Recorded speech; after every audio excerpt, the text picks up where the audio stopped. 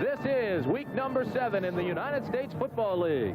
Today's game between the Pittsburgh Maulers and the New Orleans Breakers is live from the Superdome in New Orleans, Louisiana. The Superdome is climate-controlled. It is comfortable, and thank goodness for modern architectural design, because this morning we had a thunderstorm here in New Orleans.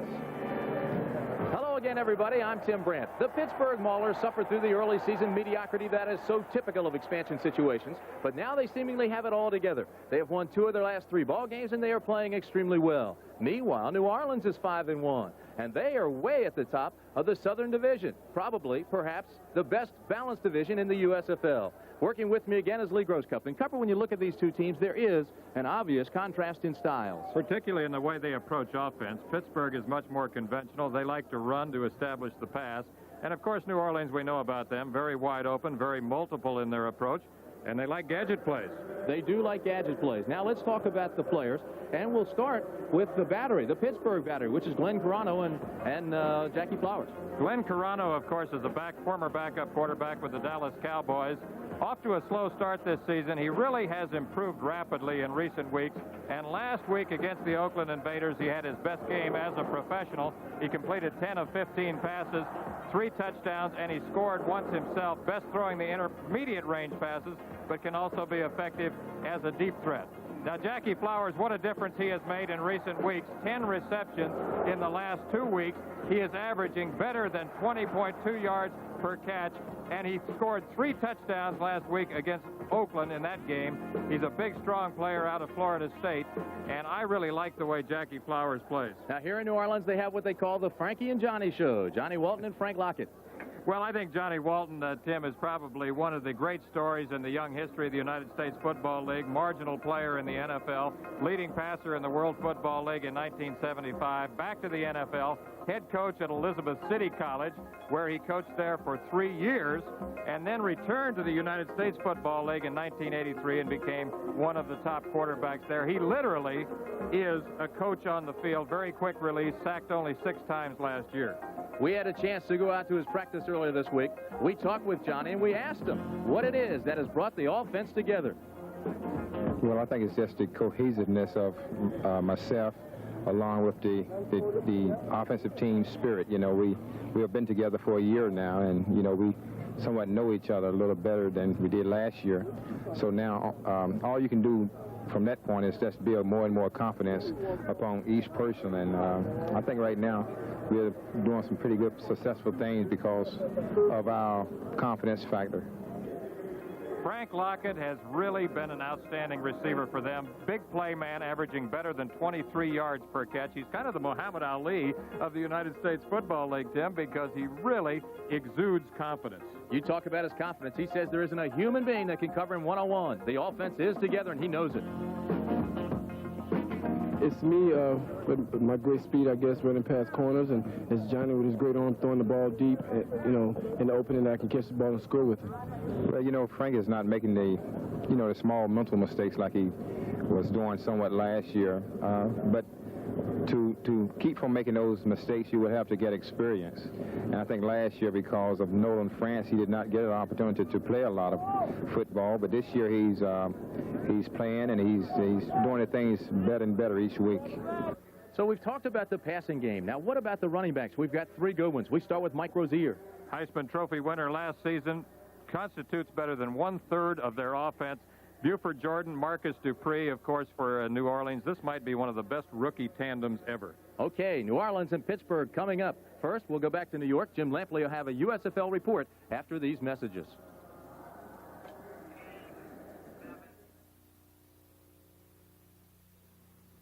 The great cars of Europe priced far out of reach. Until now. Renault presents the road to affordability. Renault Alliance, acclaimed for its smooth, comfortable ride, with sedan comfort for 5 and their luggage, fuel efficient, fuel injected, European technology that's affordable. $59.59. Renault Alliance, built in America. The one to watch, the one to watch, the one to watch. Renault.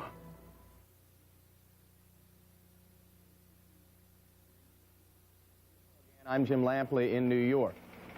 There are only 3 games being played in the USFL today. The third game today matches the Memphis Showboats and the New Jersey Generals in the Meadowlands.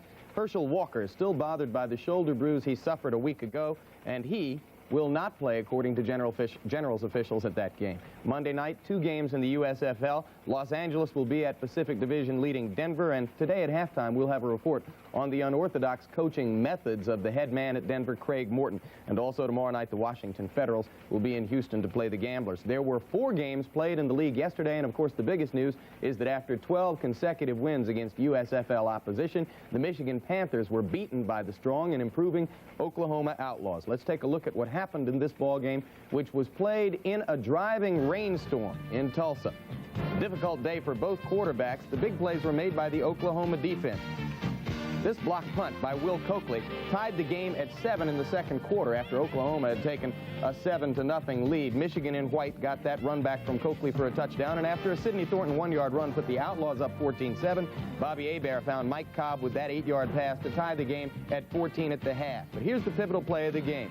Michigan, after turning the ball over on 8 of 10 second-half possessions, saw Bobby Futrell fumble this punt, and after Oklahoma recovered the football, Efren Herrera came on to kick a 32-yard field goal on the last play of the game to give the Outlaws a 20-17 victory, which was the first loss of the year for Michigan. Bobby Hebert in that ball game only 13 of 34 for 121 yards and 4 interceptions, and obviously Michigan greatly missed its outstanding wide receiver Anthony Carter, who's out with a broken arm. San Antonio's Gunslingers went to Chicago to play the Blitz yesterday, and after a victory over Washington a week ago, the Blitz were able to make it 2 in a row as they barely got by San Antonio. Opening possession of the ball game, Vince Evans threw this touchdown pass to Larry Canada from 6 yards out. That made it 7-0 Chicago, and it stayed that way until Rick Neuheisel's 12-yard pass to Glenn Starks tied the game at 10 with 29 seconds left in the fourth quarter after Chicago had led all the way.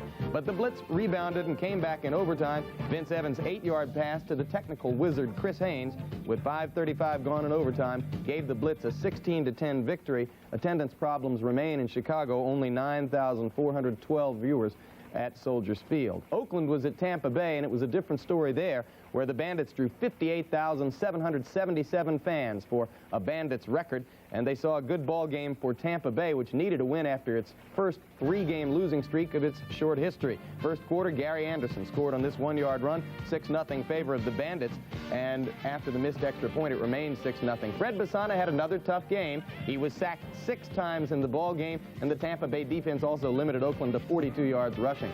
John Reeves was the starter again in place of Wayne Peace. That Reeves to Trevelyan long pass in the second quarter set up Anderson's second TD. 2-point conversion made it 14-0 Tampa Bay at halftime. Third quarter, more of Reeves to Trevelyan. That made it 21-0, and Tampa Bay went on to a 24-0 victory. There was another big crowd of well over 40,000 in Jacksonville across the state to watch the Birmingham Stallions, one of the strongest teams in the league, take on the hard-luck Jacksonville Bulls. And this was another close ball game. It was tied up at 10-10 in the third quarter when Jacksonville went on top, got a 17-10 lead on this Mapus to Marvin Lewis 4-yard touchdown pass. But the Stallions came back. Cliff Stout finding Jim Smith from 38 yards out to tie the game at 17 with 6 minutes left in the fourth quarter. Then the big play of the game, an interception by Herb Spencer against Robbie Mahfouz, and the Bulls are rapidly gaining identity as one of the hardest luck franchises in the league.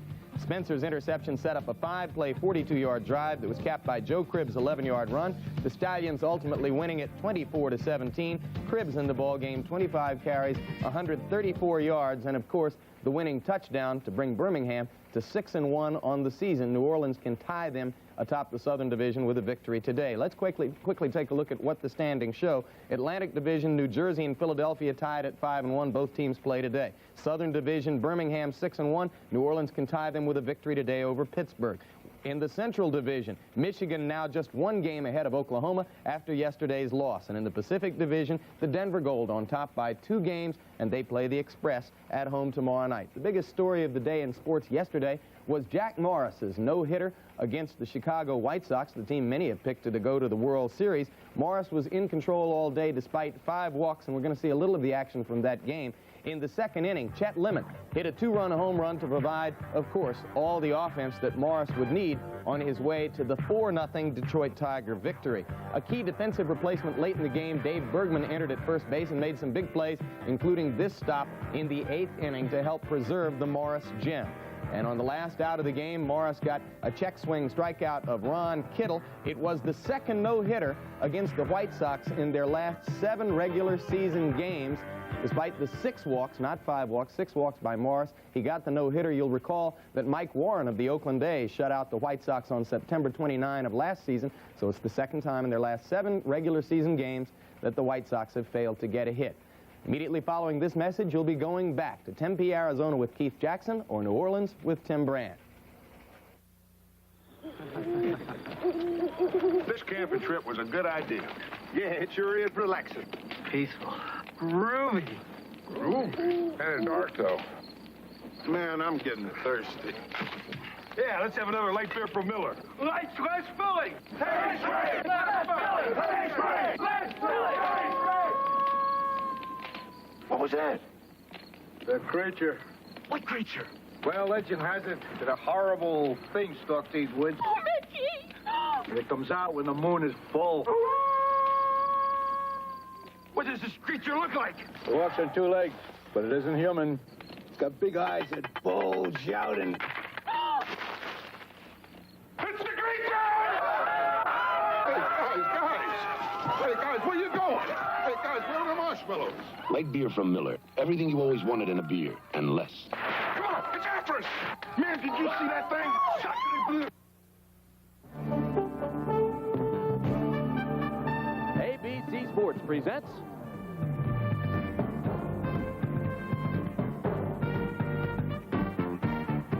live from the Superdome. It's the 7th week of the United States Football League. Today's game has Mike Rozier and the Pittsburgh Maulers against the 5-1 New Orleans Breakers. It's the USFL.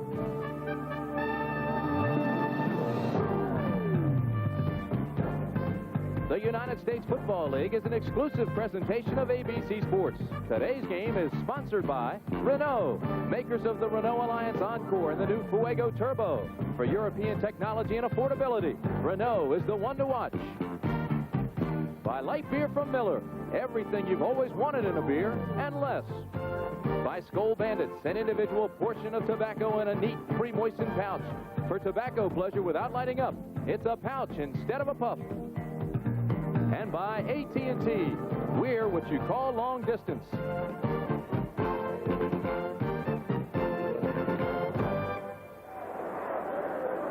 This is the spacious Superdome in New Orleans. The 2 teams today, the Pittsburgh Maulers and the New Orleans Breakers. Pittsburgh is 2-4. They've won 2 of their last 3 ball games. We mentioned the early mediocrity, but now they're coming around and playing quite well. You see their records as you look now at New Orleans, 5-1. Their first loss last weekend to Birmingham. Tim Brandt and Lee Grosskopf with you. The weather inside is a constant 68 degrees. The feeling here is electric. The capacity of the Superdome is 69,658. They are expecting nearly 50,000 here for this ball game this afternoon, and it could be a good one, Cupper. You know, an interesting thing about the crowd here is that weather sometimes, bad weather, sometimes helps the walk-up. Because there's so many things to do in New Orleans, people, instead of going to the beach today, may come to the Superdome. It rained hard this morning. We had thunder and lightning.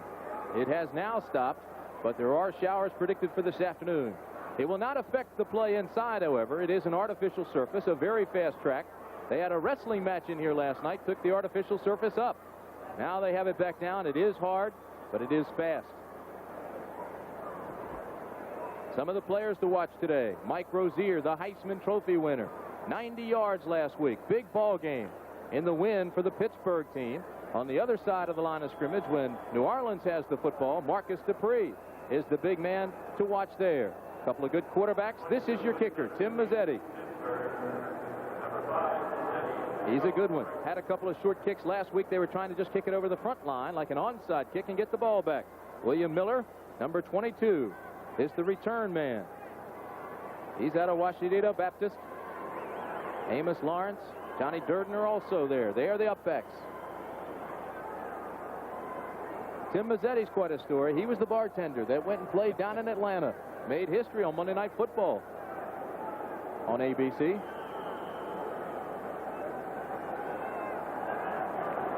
Mazzetti gets off a long kick this time. Amos Lawrence lets it go. William Miller lets it go, and it rolls out of the end zone. So it's a touchback.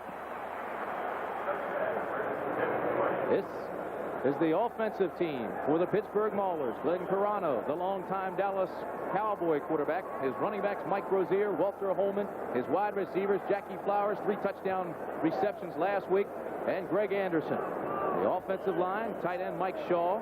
Don Maggs, 6'5", 265. Don Corbin, 254. Chuck Corrales, 260. Joe Lukens, 255. And Dan Dubiago is 270 pounds, a full-grown man. 1st and 10 from the 20. Toronto, first down, quick out, complete to Anderson, 33-yard line. So we talked to Joe Penry, the head coach of the Pittsburgh organization, just prior to the game, and he said they were going to throw a lot on first down in this game. New Orleans defensive line, Mike Robinson, Jeff Gaylord, Darrell Wilkerson. 3-4 is what they run. We expect to see a 4-man front as well. Needham, Merrick, Williams, and Phillips are your linebackers. The defensive backs, a makeshift since they have so many injuries. Jones, Miller, Johnson, and Smith. Eric Johnson, Tim Smith are replacements in this ball game. Joe Restick is out with an injury. Toronto, same play, right side to Flowers. And it's close to another first down. Jackie Flowers, 3 touchdown passes he caught last week from Carano. Tim, you made a good point moments ago. They're going to go right to work on this inexperienced secondary. Number 23, Lindell Jones, covering Jackie Flowers on the sideline cut. Glenn Carano will be throwing the ball a lot on first down.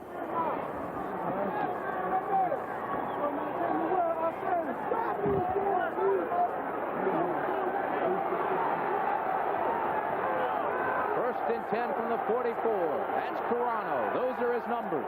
Working against the defense, drops the football. Maybe lost a yard. Carano had his best day as a pro last week. He was 10 of 15, 185 yards, and those 3 touchdowns we told you about. He also ran for 1. Carano has a completion rate of 56%. This is a look at the defensive secondary of New Orleans, and no wonder that Glenn Carano is going right to work. Second down from the 44. New Orleans now puts 5 men up, shows the blitz, doesn't come with it, and this is Rozier, left side. Mike Rozier goes down, and listen to the crowd. The stop was made by Jeff Gaylord. Harbison, Wilson, and Joe Restick all out of the defensive secondary today. 3 of their best athletes. Harbison may play, but he's doubtful. So we have Miller, Smith, and Johnson back there. 3rd and 9 from the 45. Flex formation, 3 receivers, 2 split backs. This time the Breakers show blitz again. Carano under pressure, backside, has time, now throws. Jackie Flowers, first down, Pittsburgh. Lindell Jones made the stop on Jackie Flowers. This is what Glenn Carano does best. I said it at the top of the show. Jackie Flowers, number 84, the wide receiver on the right, running a hook route, and look how he comes back to the football. They're going right to work on number 23, Lindell Jones.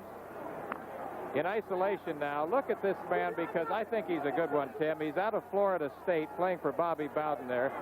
Look how he comes back toward the football. He will catch in traffic. He led Arizona last season with 63 catches. Carano this time loads and goes deep, intended for Flowers. Incomplete, thrown out of bounds. Jackie Flowers, 10 receptions in 2 games with 4 touchdowns for 202 yards. He is an impressive receiver. Jackie Flowers and Lindell Jones were teammates last year at Arizona when the team became the Chicago Blitz. Of course, Jackie Flowers kind of got lost in the shuffle, but frankly, Tim, I'm surprised that the Blitz waived him, because I've always liked this guy. I covered him at Florida State when he was a key receiver for Jimmy Jordan and Wally Woodham, one of the most famous quarterback tandems in NCAA history. This is 2nd and 10. Flowers acquired in a trade with Chicago March 20th. Mike Rozier looks for help on the right side. Blocking, breaks down, picks up a couple. Jeff Gaylord, good pressure there. He's a mainstay on the defensive line, is Jeff Gaylord, 1981 All-American in Mississippi. That man right there, as we talked about earlier, Tim, constitutes 1/3 of their offense in terms of his all-purpose numbers. He has 19 receptions. If he catches one more pass, he will equal his 3-year output during his days at the University of Nebraska. Most prolific rusher in Big 8 history, surpassing the old mark held by Terry Miller. Big down here in an effort to sustain the drive. 2 receivers down at the bottom, Flowers and Anderson. Now the line moves up. So do the backs in the backfield. Toronto, under pressure, holds on to the football, but he's sacked. Mike Robinson out of Arizona comes through to sack him. 6'4", 278-pounder. He was obtained with Junior Ayu from the Wranglers in exchange for the rights to Robert Smith. That's a key defensive play for the Breakers because the Maulers really had a good drive going with the nice intermediate passes by Glenn Toronto. Larry Swider, number 7, will kick it away. Deep for New Orleans. Tony Good. 4th and 16. They had a pretty good drive going until the sack. Long count. Good punt by Swider. Good. Fields it on the 13-yard line. Breaks a tackle. Looks for help. Picks up a block. Now it's pulled down from behind, so he may have lost 2 yards on the traverse. Ron Freeman tracked him down and made the tackle. So, with 11:14 remaining in the first quarter, New Orleans gets it 1st and 10.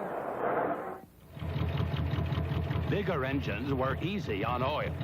But today's smaller, higher revving engines are tougher. They begin to break down an oil's viscosity within 1,500 miles. That's why there's Castrol. Tests show Castrol suffers no significant loss of viscosity even after 5,000 miles. So use Castrol. Because if you make things too hard on your engine could make things hard on you. Castrol, engineered for smaller cars. I like the tax deduction on my IRA, but I don't want to be locked into one investment. You know, what if things change? You ought to call Dean Witter. Dean Witter's IRA 2000 lets you move your money around in any combination of investments. Stocks, mutual funds, unit trusts, CDs, whatever helps you earn more. Dean Witter. Hi, I'd like to ask about your IRA 2000. I'm glad you asked. Get a free booklet about our many IRA plans. Call 800-THE-DEAN. Dean Witter, worth asking about. Get the whole story with Howard Cosell on the only regularly scheduled sports journalism series on network television. A candid look at the issues and figures behind the headlines. The Emmy Award-winning ABC Sports Beat. Good. New Orleans defense comes up with a pretty good stop after what looked like a sustained drive by Pittsburgh. Shut him down. This is Johnny Walton, the quarterback now for the Breakers. Buford Jordan, Mark Shalene. Other backs, Charlie Smith in motion. This is Jordan. Left side, picks up 3. Let me set that offensive lineup for you. I mentioned Johnny Walton's the quarterback, Buford Jordan and Mark Shalene are your running backs. Shalene out of Nebraska, Frank Lockett, Charlie Smith, we've talked about them. Dan Ross is your tight end from the Cincinnati Bengals. Ballard, Raymond, McLaughlin, Horton, and Hurley. Mark Shalene comes out. Marcus Dupree and Buford Jordan are now your backs. 2nd and 5 from the 14-yard line. Number 22 is Marcus Dupree. 24 is Buford Jordan. The give is Dupree. Dupree has a first down. He's out to the 25-yard line. Ernest Adams and Jerry Holmes take him down, but it is a first down for New Orleans. Big story right here, Tim. We were concerned about Marcus Dupree. He's been slowed down by a hamstring injury. Good blocks there on the left side of the line. And look how he comes on there. He has trimmed down. He's lost 10 pounds now. He's down from 248 to 238. And I'll tell you what, for a guy his size, he runs 4.3 in the 40-yard dash. He has unlimited potential. Dupree comes out. Mark Shaleen comes back in with Buford Jordan. Now in the I formation. Smith in motion. 1st and 10 from the 25. Play action. The pass is complete to Frank Lockett across the 32-yard line. And the defensive back on that side, Yancey, said he was out of bounds. But they make it a catch. Sam Clancy, David Graham, Troy Thomas, and Doug Holly are your defensive linemen. The linebackers, Crosby, Adams, and McKibben.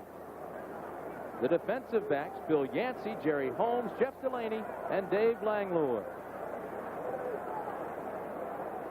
Frank Lockett did not catch a pass last week in the loss to Birmingham. He has one already on the board. 9:23 first quarter. 1st and 10 from the 38. Full house backfield. This is Marcus Dupree. And when's the last time, Lee Groscup, you saw the full house backfield? I think it was Ohio State in 1969. Woody Hayes used to refer to that as the old button-down shoe offense, and I'll never forget a game back in 1968 when the Kansas City Chiefs came out with that formation against the then Oakland Raiders and just demolished them with it. Dupree is a rare breed because he carries great size, 6'3", 238, although he has lost 10 pounds and still runs a 4.35 40. Shaleen comes out. Dupree and Jordan again in the backfield, this time split backs. Lockett and Smith, the wideouts. This is 2nd and 3.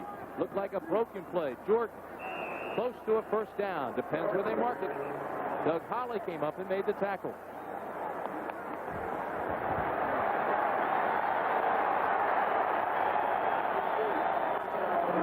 Lockett and Jerry Holmes going after it. Tempers will flare in this one. Pittsburgh, a physical ball club, an aggressive defense. They fly to the football. There's a lot of talent right there when you talk about Lockett going against Jerry Holmes. Holmes has a reputation of being one of the more physical cornerbacks in all of professional football. Now we see Tony Good in the backfield for the first time. Dupree comes out, the 2 setbacks, Buford Jordan and Tony Good. Again, Smith in motion. Walton to throw on 1st and 10 across the middle. It's complete. This is Jordan down to the 30, the 29-yard line.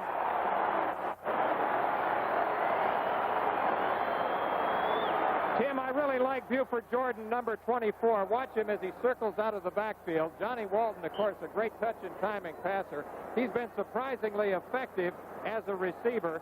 He was the best rusher in Louisiana collegiate history during his days at McNeese State. His nickname is Blue Thunder. 24 yards on that reception. He scored on a 78-yard pass play against Jacksonville. This will be 1st and 10. The ball on the 28. Now they go to the I formation. The pitch back, Marcus Dupree breaks the tackle across the 30, 25, down to the 23-yard line. Marcus Dupree. This program is being brought to you as an exclusive presentation of ABC Sports. Now let's pause 5 seconds to allow our local stations to identify themselves. WTAE-TV Pittsburgh. Marcus Dupree, a very smart football mind. However, this is a complex offense with draws and screens, I formations, split backs, shotguns, and we even saw the full house. Probably as multiple as any team in the league. 2nd and 3 from the 21. I formation. Shaleen and Dupree. This is Dupree. Bangs his way across the 20. David Graham and Marcus Dupree go head-to-head. Who won that battle? I'll call it a standoff.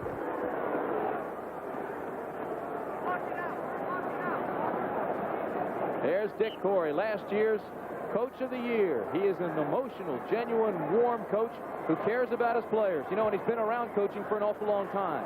Not only did he work as Dick Vermeil's assistant in Philadelphia with the Eagles, but he worked with John Ralston, was a head coach in the World Football League. He was a high school legend in California, where he coached Mater Dei High School to a phenomenal 96-9-3 record in the late 1950s. 3rd and 2 from the 20. The fake. The pass.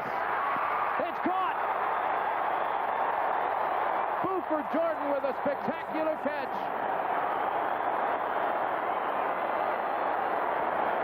This is an amazing catch by number 24, Buford Jordan. Watch him on the left as he circles out of the backfield. Johnny Walton over the shoulder right here. One-hands it right there. Coverage by Langlois, number 24, who gives him a shot right there along the sidelines, but miraculously, he holds on to the football, and they are chanting Blue Thunder here in the Superdome. Buford Jordan was the Breakers' first-round draft choice, and the New Orleans scouts rated Jordan as highly as they rated Rozier. He's out of McNeese State. He's the all-time rushing leader in Louisiana collegiate football history. Marcus Dupree, the pitch back to him. Hits his first and goal from the 5, left side, touchdown, New Orleans.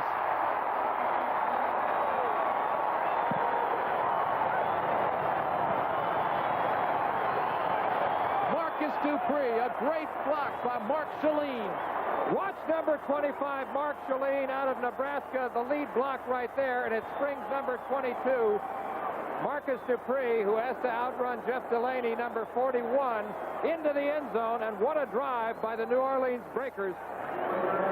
Mark Chalene ran for 450 yards last fall with Nebraska, but more importantly, he was the blocking back for Mike Rozier, the Heisman Trophy winner. He had 9 touchdowns, most ever by a Nebraska fullback.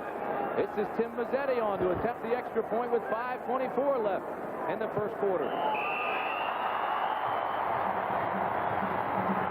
So after stopping Pittsburgh, New Orleans comes roaring back, and they score to make it a 7-0 ball game with 5:24 first quarter. You know people like us, we're teachers, firemen, people just like you. These are the uniforms we wear at work. But these are the uniforms we wear when we serve part-time in the Reserves and the National Guard. You see, in the Reserves and the Guard, you not only serve your country, you're part of a first-rate team, training alongside real buddies. Yet while you serve, you can live at home and keep your full-time job. Because in the Reserves and the Guard, you don't have to give up one life to live another. The Reserves and the National Guard. Talk to your local recruiter. IBM introduces PC Junior, a bright little addition to the family. Junior comes with bright computer ideas, like a keyboard that doesn't need a cord. You can get easy-to-use software like word processing, games and graphics your kids won't believe, plus a starting price you won't believe. And with easy-to-add options, Junior can grow up real fast. PC Junior, new from IBM. New Orleans 7, Pittsburgh nothing. Marcus Dupree scored the touchdown, but the big play was made by Buford Jordan, making a spectacular catch down deep in Pittsburgh territory. And as you look at the drive, they went 91 yards in 10 plays, taking up 5 minutes and 50 seconds. That is so important because they are a big play team, and they also used up some time on the clock, and they were very multiple in their approach during the entire drive. They even showed us the full house backfield at one point, the old button-down shoe offense. You saw Tim Mazzetti, number 5, ready to kick off. The deep man is William Miller, 22. He's surrounded by Johnny Durden and Amos Lawrence.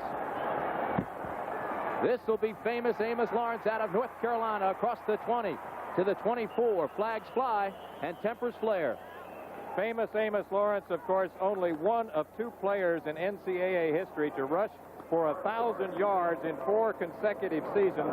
The other, of course, being the legendary Tony Dorsett during his days as a Heisman Trophy winner at Pittsburgh. Just as impressive as that is the fact that he rushed for 100-plus yards in 24 games at UNC, and the Tar Heels were 21-2-1 in those games. Also assisted during the Super Bowl season of 1981 for the San Francisco 49ers, was second in the NFL in kickoff returns that year, returning one of those 92 yards for a touchdown.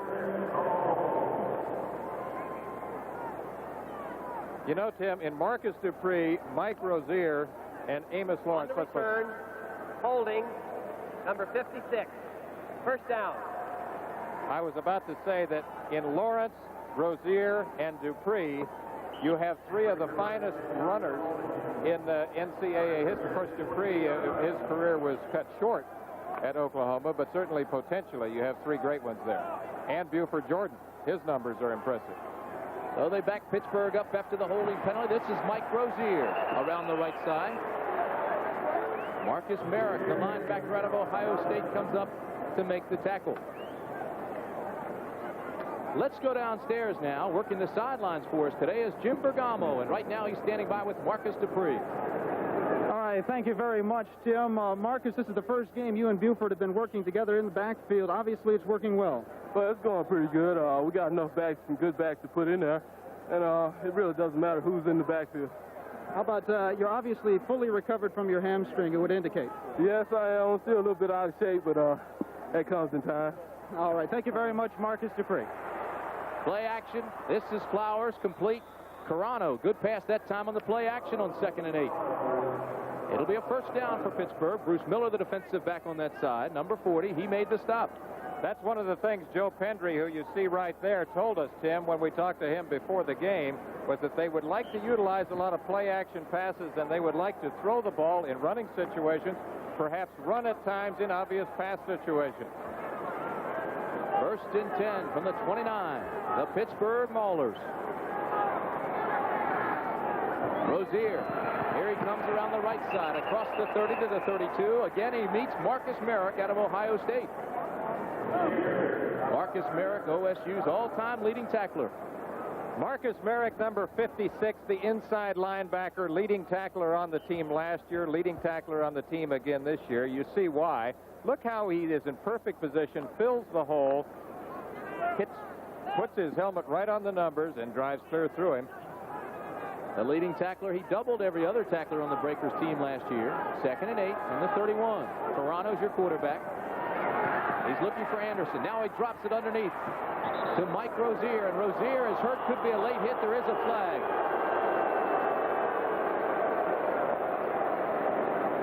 Tim Smith, number 44, was the man who came up, and Rozier is hurt.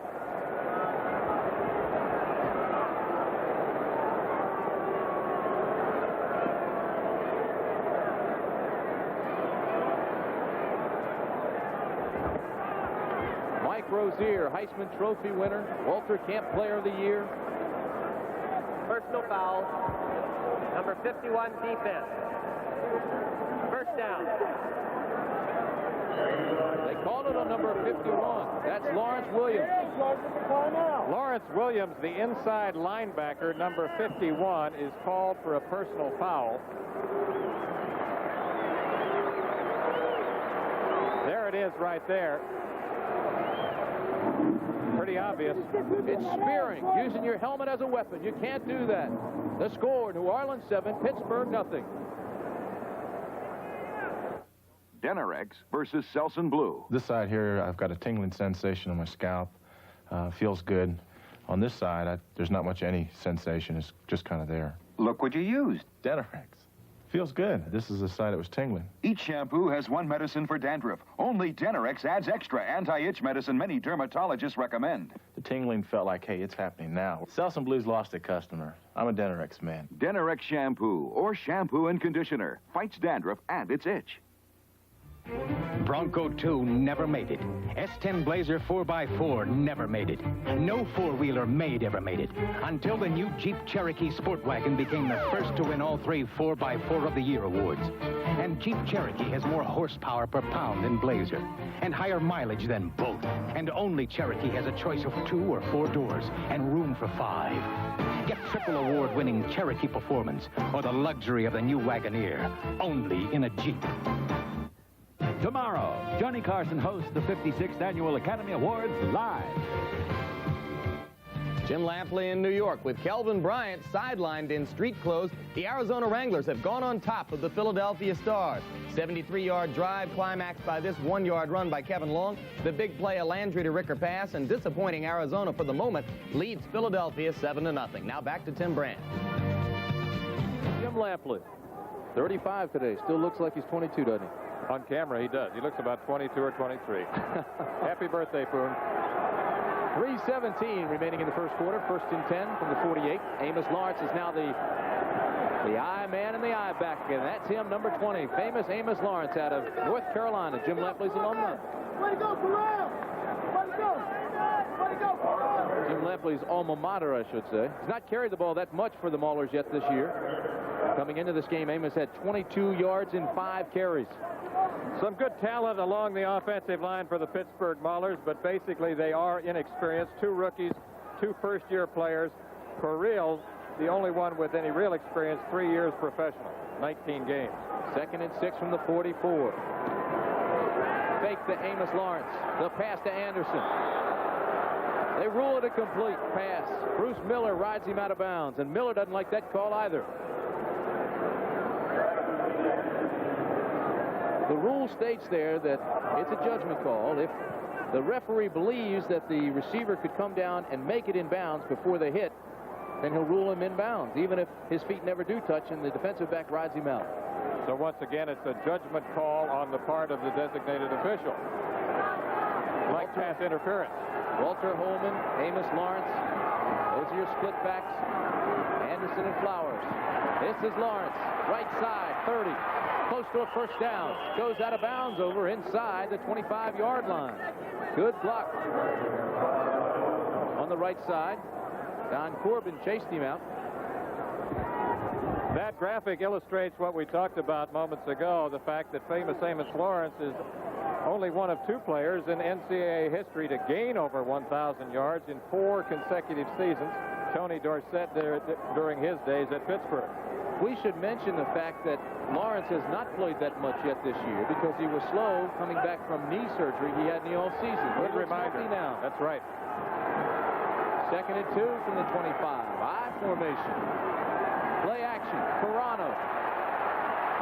Now just dumps it across the middle to Lawrence. Incomplete. And Carano is shaken up a little bit. He's slow getting off the turf. If the Mauler offense looks a little bit similar to the Philadelphia Stars offense, who we saw last week, it's because Joe Pendry was the offensive coordinator last year under Jim Mora for the same Philadelphia Stars. They like to establish the run. They like play action passes. You look at Carano's numbers right there. We talked to Pendry about Carano. He said the key is that he's getting to play now, and he's improving week by week because he is playing. Mike Rozier comes back into the ball game. 2 tight ends, Al Kimichik and Mike Shaw. High formation on 3rd and 2. Rozier, right side, first down. Jeff Gaylord came up to make the stop.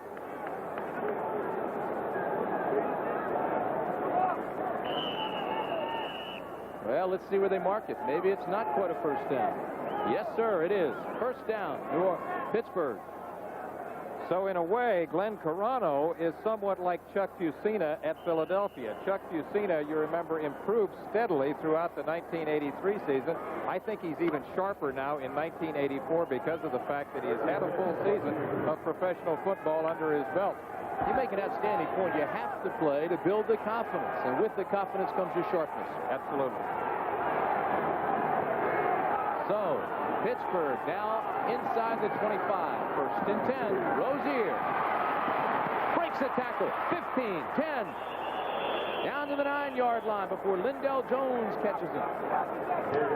Good block by Don Corbin. They've been following Chuck Correal, Don Corbin, and Don Maggs on that right side of the offensive line. Split backs here, and watch number 30, Mike Rozier, as he comes around on the sweep. Good blocking up in there. He breaks the tackle right there. And look at this. He is a north and south runner.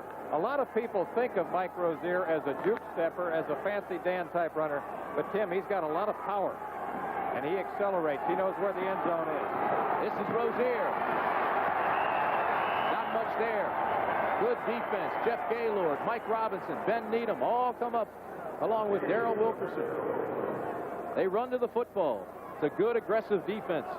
6 carries, 24 yards right now for Mike Rozier. We said at the top of the show that this man constitutes 1/3 of their total offense in terms of his all-purpose numbers. He leads the team in rushing, and he was tied for first in receiving coming into today's game with 19 catches. Had his best game last week, 90 yards, 2,148 yards last season with Nebraska. Carano, fade pattern. Anderson overthrown. That's number 80, Greg Anderson. But it was good coverage by number 40, Bruce Miller. Greg Anderson, the wide receiver on the left, going man-to-man with Bruce Miller, number 40, the cornerback. He is open momentarily by a step, but the ball is overthrown by Glenn Carano. The fade pattern that Tim Brandt just identified is the consummate touch and timing route because you have to throw the ball before the man is looking. Outstanding coverage by Bruce Miller on that side. He's replacing Woodrow Wilson, who injured his knee. 3rd and 9. Toronto with time now in trouble. Across the middle, touchdown to Greg Anderson.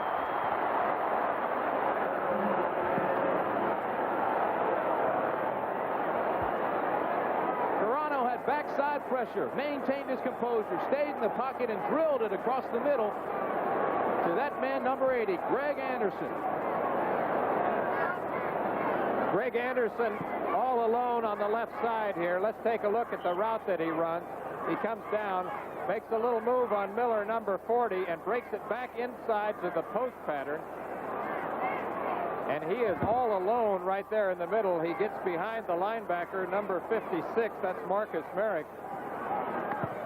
Tony Lee's extra point is up, and it's good. So, Pittsburgh comes roaring back with a touchdown of its own, and we've got a tie score with 21 seconds left in the first quarter. With the new AT&T card, it's more than just what you can do, it's where you can do it. When I'm at home, I use my AT&T card to charge calls to the office. At my client's office, I use it because it gives me an itemized record of all my calls. On the road, I use it because I never need coins. And when I'm in a hurry, I use it to make charge calls quickly. I can even use it to make calls with AT&T's new card caller phones. And from over 150 foreign countries. The AT&T card. It's the anywhere there's a telephone card. When you buy a new car, you want to keep it looking new. And that's easy with Armor All Protectant. A scientific formula that took a polymer chemist 10 years to develop.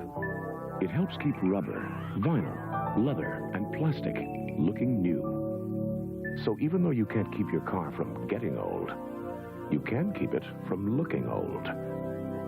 Armor All. It's science, but it works like magic. Bowling's high rollers enjoy life in the fast lane as they continue to hit the mark on the Professional Bowlers Tour Saturday on ABC. Both clubs are moving the football. Tie score 7-7. Tony Lee kicking off. The deep man is Tony Good. It'll be taken by one of the upbacks.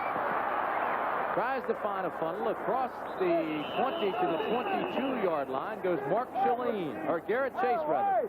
Good job. Jim Bergamo right now is down on the sidelines. Jimmy? All right, thank you very much, Tim. Glenn, tremendous poise under pressure. Did you know that the man was on you that closely? Yeah, I felt him coming. That's why I got rid of the football, and I guess Greg made a good catch. I didn't see the ball when it got caught. Was Greg the intended receiver? I had 3 receivers on. Greg came as the 3rd receiver, and I picked him up. Seems like you're going to the cornerbacks early. You want to exploit that weakness on the breaker. Well, you know, they got so many guys inside, we go outside a little bit. They got so many guys dropping inside, I go outside. Thank you very much, Glenn Corrado. All right, you heard the gun. That's the end of the first quarter, and what a quarter it is. Tie score, 7-7, Pittsburgh, New Orleans. Bronco 2 never made it. S10 Blazer 4x4 never made it.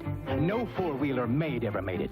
Until the new Jeep Cherokee Sport Wagon became the first to win all 3 4x4 of the Year awards.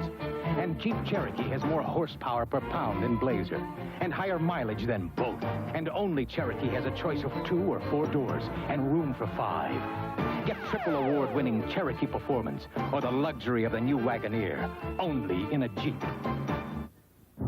Ask Al Holbert, 1983 Camel GT champion, what it takes to win. And here's what he says. It takes a lot of things. Skill, nerve, preparation, and the best performance products I can get my hands on. That's why Al Holbert demands high-performance CRC chemicals. CRC, the professional's choice. I wouldn't settle for less. The complete line of performance chemicals from CRC. For cars like yours. Tonight is the premiere of one of the new Texaco System 2000 stations, already in many cities. A bold new look with computerized pumps and more of them, so you can wait on yourself and get in and out faster. System 2000 so convenient, it's already the most popular station in Texaco history. Texaco System 2000, serving you through the year 2000 and beyond. regular or super unleaded? To the millions who use paint remover on varnished furniture, I have some advice. Stop immediately. But I've always used it. Use Formby's Furniture Refinisher. Some paint removers raise the grain and strip the wood's beauty, and it's hard work. Formby's easily dissolves old varnish, lacquer, and shellac. No sanding, no scraping. With Formby's Furniture Refinisher, the wood's beauty actually reappears. Homer Formby. No one knows wood as good. Try my tung oil wood stains and finishes.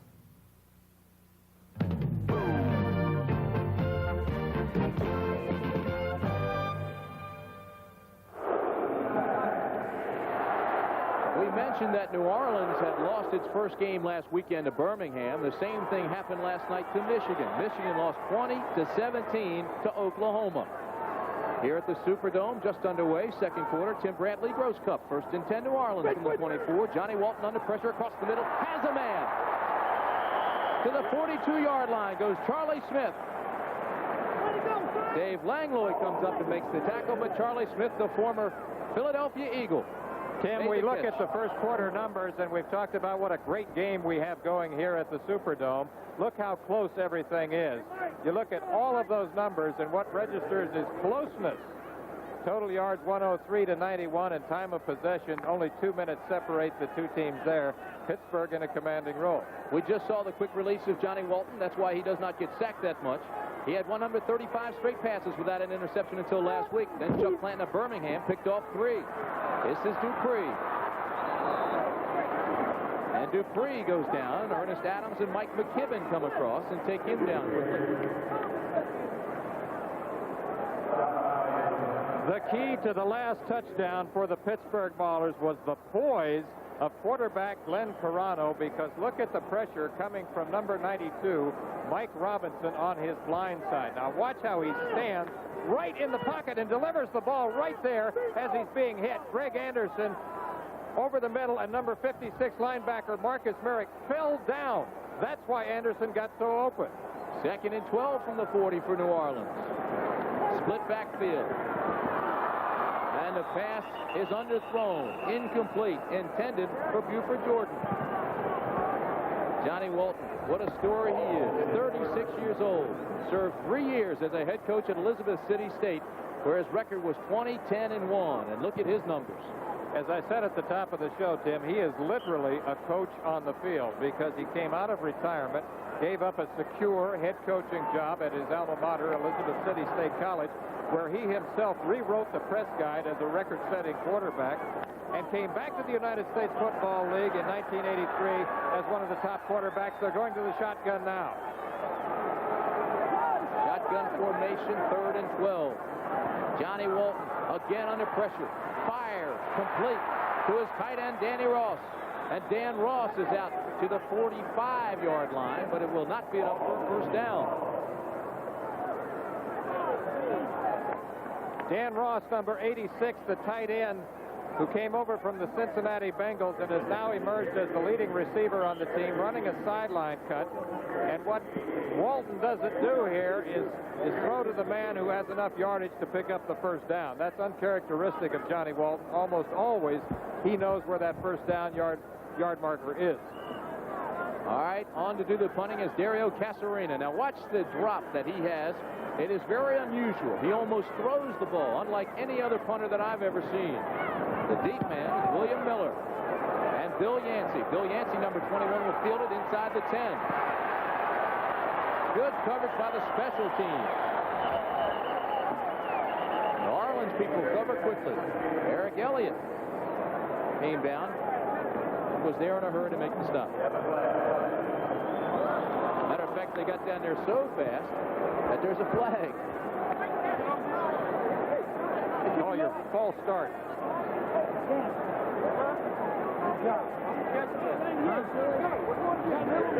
44-yard punt by Dario Casarino, and he'll have to do it all over again. He says sometimes the people in the stands wonder if he's going to completely whiff at the football the way he throws it out. Illegal formation. Offense. Still 4th down. Well, we thought it was a false start, but the call is illegal formation, so we're going to get to watch Dario Casarino, 6'7" punter. He is the tallest punter in the United States Football League, and as you pointed out, he has an unusual drop. He's trying to modify that drop, but it's still kind of unusual. Let's watch. He also weighs 242 pounds, just throws it out there. Bill Yancey calls for a fair catch, then lets it go. And a bad decision on his part as it rolls inside the 10 to the 6th, and it continues to go down near the 5 before it is finally touched. Well, Jeff Gaylord just stood there and waited for it to stop. 7-7's our score. 12 minutes left in the half. As a relief pitcher, everybody thought I had it easy. See Pat here? He'd pitch his heart out for 8 innings or so, and then I'd come in, toss 3 or 4 pitches, and walk away with a win. But I had to train just like the rest of us. Yeah, well, I still like to keep in shape, and I drink light beer from Miller. See, light's less filling, and light really tastes great. Will you just let me finish? Why? You never let me finish. Light beer from Miller. Everything you always wanted in a beer, and less. Let me finish that for you, Sparky. I am convinced that we can build a personal computer that Compact Computer was born in a coffee shop. 3 men with an idea for a personal computer that would simply work better. It should run thousands of programs. It'd be rugged, powerful as well as portable. I got it. Maybe even a hard disk. No, I've got an idea that just might let us do that. The next year, Compaq became the most successful new company in the history of American business because they were right. How about some coffee? It simply works better. Compaq. Knockout artist Mark Freeland and super heavyweight Tyrell Biggs defend their titles in the World Amateur Boxing Championship Challenge. Plus a dynamic pack-style speed skating competition on ABC's Wide World of Sports Saturday. Jim Lampley again in New York. After a touchdown pass from Sipe to McConaughey had gotten the Generals on the board early, Memphis came back to tie it. Walter Lewis scrambled for what seemed like a full week before hitting Gyro Panoranda, one of the greatest football names of this or any other year, with the touchdown pass that has tied it at 7. Gyro Panoranda. You heard it right, Tim Brandt. 7-7 in New Jersey.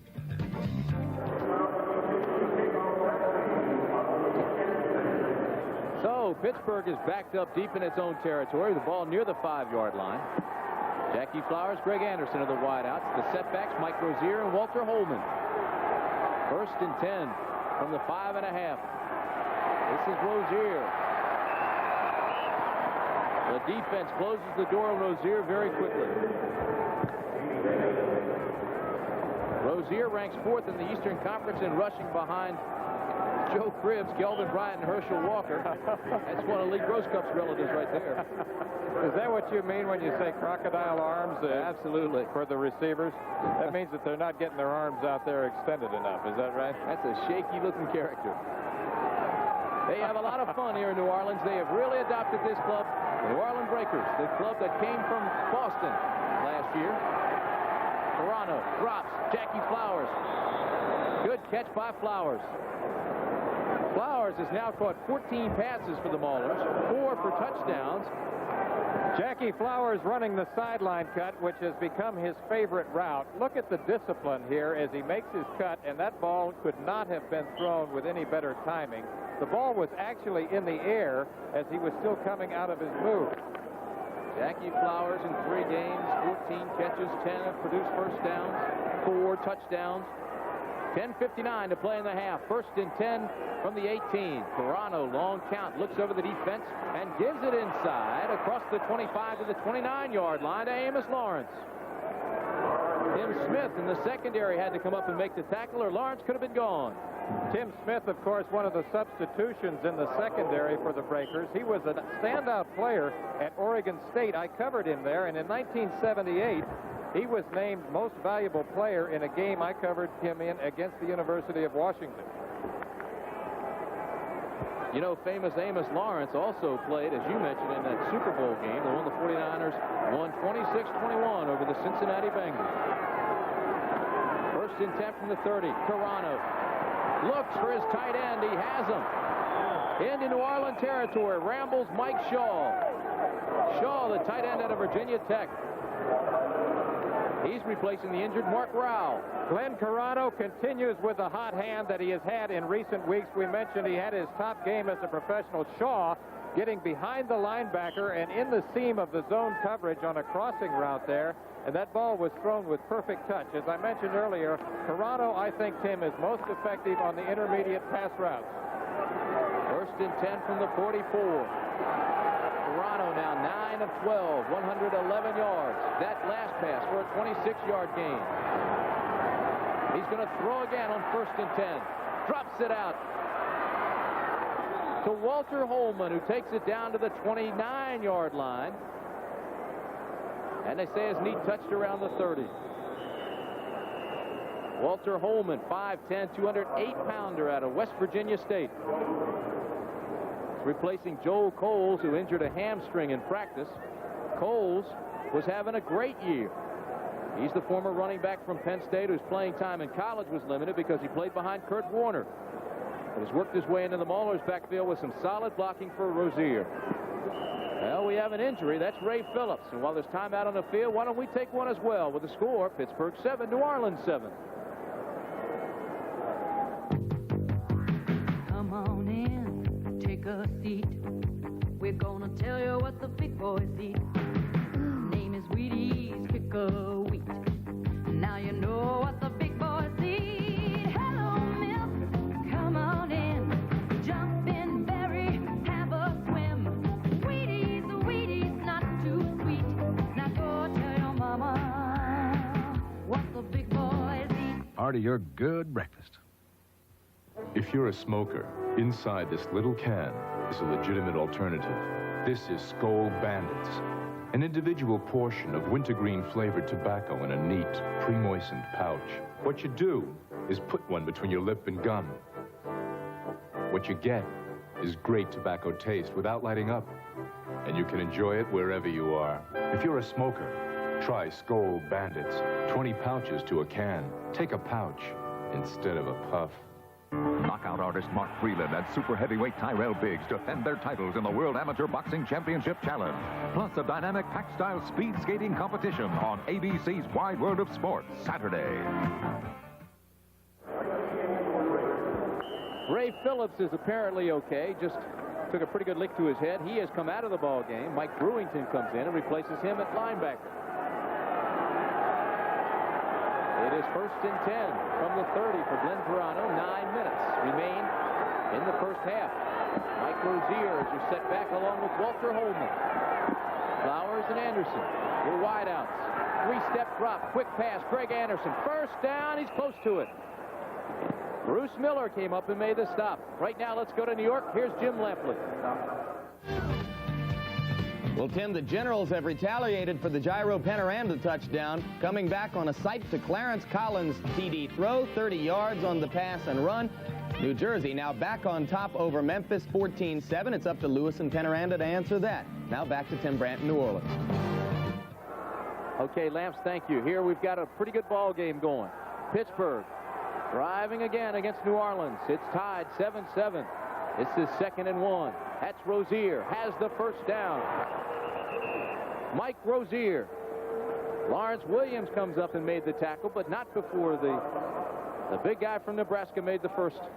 That was a saving tackle because Rozier really spun out of there, and it looked like he was on his way, and Lawrence Williams, number 51, grabbed Rozier down by the ankles. I think Rozier is really improving here in recent weeks, and part of that is that he had to replay himself back into shape after the season he had with Nebraska.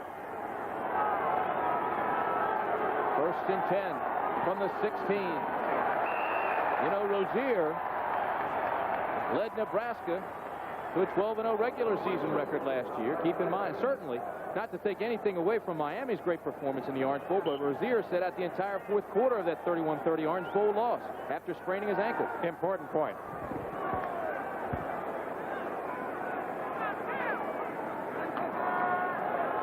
Keith Jackson, Lynn Swan doing that ball game out in Arizona. And the Wranglers lead the Stars 14-0. Kelvin Bryant not playing in that ball game, but the Wranglers just smothering the Stars. 2nd and 11 for the 17. Toronto. Mix-up. Anderson came inside. Toronto threw outside. Total domination of the Philadelphia Stars by the Wranglers. They tell us that Philadelphia has only 7 total yards in the game thus far. And that is a complete reversal of what we saw last week. You and I covered the Philadelphia Stars against the Tampa Bay Bandits. And it was the reversal last week because Philadelphia really was in control of that game from the very first, actually from the first quarter. Keep in mind, Kelvin Bryant accounts for more than a third of that offense. So if he's not playing, they lose a lot of power. It's 3rd and 11 for Toronto. New Orleans brings the blitz. Interception. That's Eric Johnson. Eric Johnson, number 37. He's out of Washington State, has been the nickelback, but he's substituting for Joe Restick, who is out with an injury. The pass was intended for Greg Anderson. Greg Anderson trying to come over the middle. You see the double blitz right there, the pressure applied from the secondary, and there is number 37, Eric Johnson, stepping in front of Greg Anderson with a key interception for the Breakers. Did it one-handed, stopped the drive, and the score remains the same, 7-7. I crushed a lot of quarterbacks in my day, and I'm real sorry. So I wrote this letter. Dear quarterbacks, I apologize for the way I treated you. Please let me buy you a light beer from Miller. Light's my beer because it tastes great.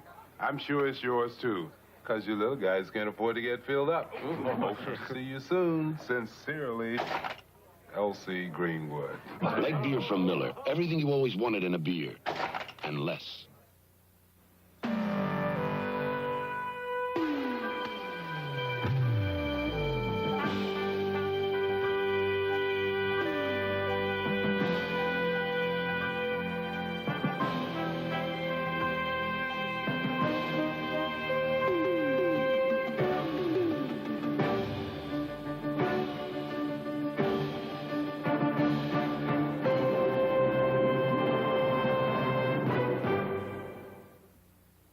I hear that L.C. Greenwood has invited quarterbacks to join him for a light beer from Miller. Well, here's my reply. Dear L.C., I accept your gracious offer. A quarterback is far too intelligent to turn down a light beer because it's less filling and it tastes great. Even you big, clumsy linemen know that. Hope to see you soon. Sincerely, Bert Jones. Come on, Bert! Light beer from Miller. Everything you always wanted in a beer, and less. How'd he do that? From the Superdome in New Orleans, Louisiana, we've got a good crowd, we've got a good ball game. New Orleans in blue with the football goes to an I formation. This is 1st and 10, the ball on the 8. Cooper Jordan is the setback, and he has the football. Let's go downstairs now to Jim Bergamo. He's with Eric Johnson, the man who made that interception. All right, thank you very much, Jim. Eric, it was obvious you were in a blitz. What happened on the play? Well, what it was a safety blitz right up the middle. We had man-to-man across the board. I had the inside receiver man-to-man. He ran a slant. Quarterback had to throw it quick, and I just made the interception. Nice catch on your part. All right, thank you. All right, back up to you, Tim. All right. So that's Eric Johnson, his first start as a professional with the New Orleans Breakers. This is 2nd and 9. Johnny Walton, deep drop, looks deep, throws, has a man. It's complete. Charlie Smith, now they say he's out of bounds.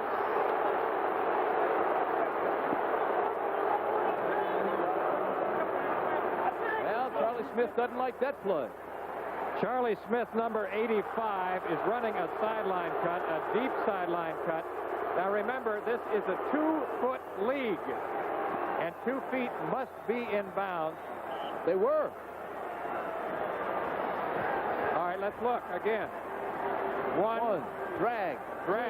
He tapped it. He tapped the right foot. That is a catch. Bad call. Bad call. Absolutely. That brings up 3rd and 9 from the 9. Walton goes to the shotgun formation. Sends everybody wide. Tight end in motion. Give inside. Too much time. Flags fly. That's Tony Good, number 31, who was the ball carrier, but that's after the whistle. False start on Dan Hurley.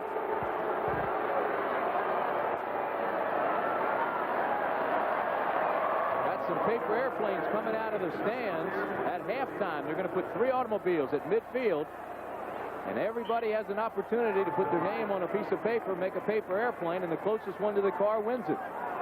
It's a great idea. That's one of the most creative promotions I've ever heard of. Of course, they give something away in the United States Football League every week.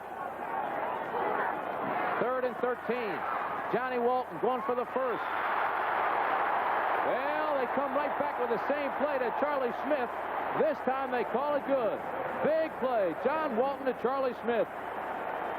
I was going to say they better give him this one. They ran the same play, and watch Charlie Smith, how he drives. He pushes upfield, sells the play, comes back to the outside. Bill Yancey, who was a part-time player last year for the Oakland Invaders on the coverage, but he got fooled. Charlie Smith really sold the up route, turned back to the outside. That is a perfect comeback pattern.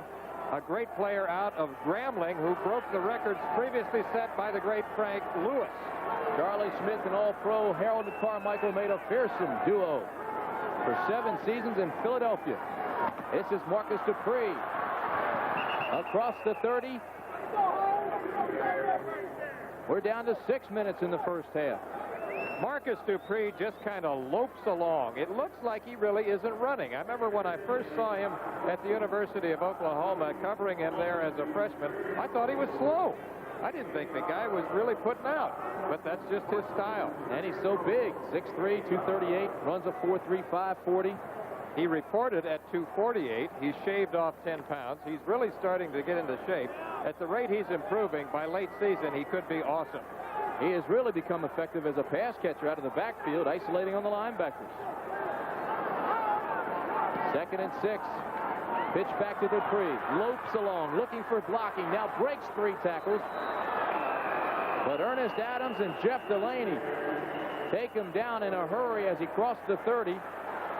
And they're saying there was a fumble on the play, but no indication from the officials. There was an altercation up near the 45-yard line between Lockett and Yancey, the defensive back. There is a flag there, and a penalty, and a personal foul.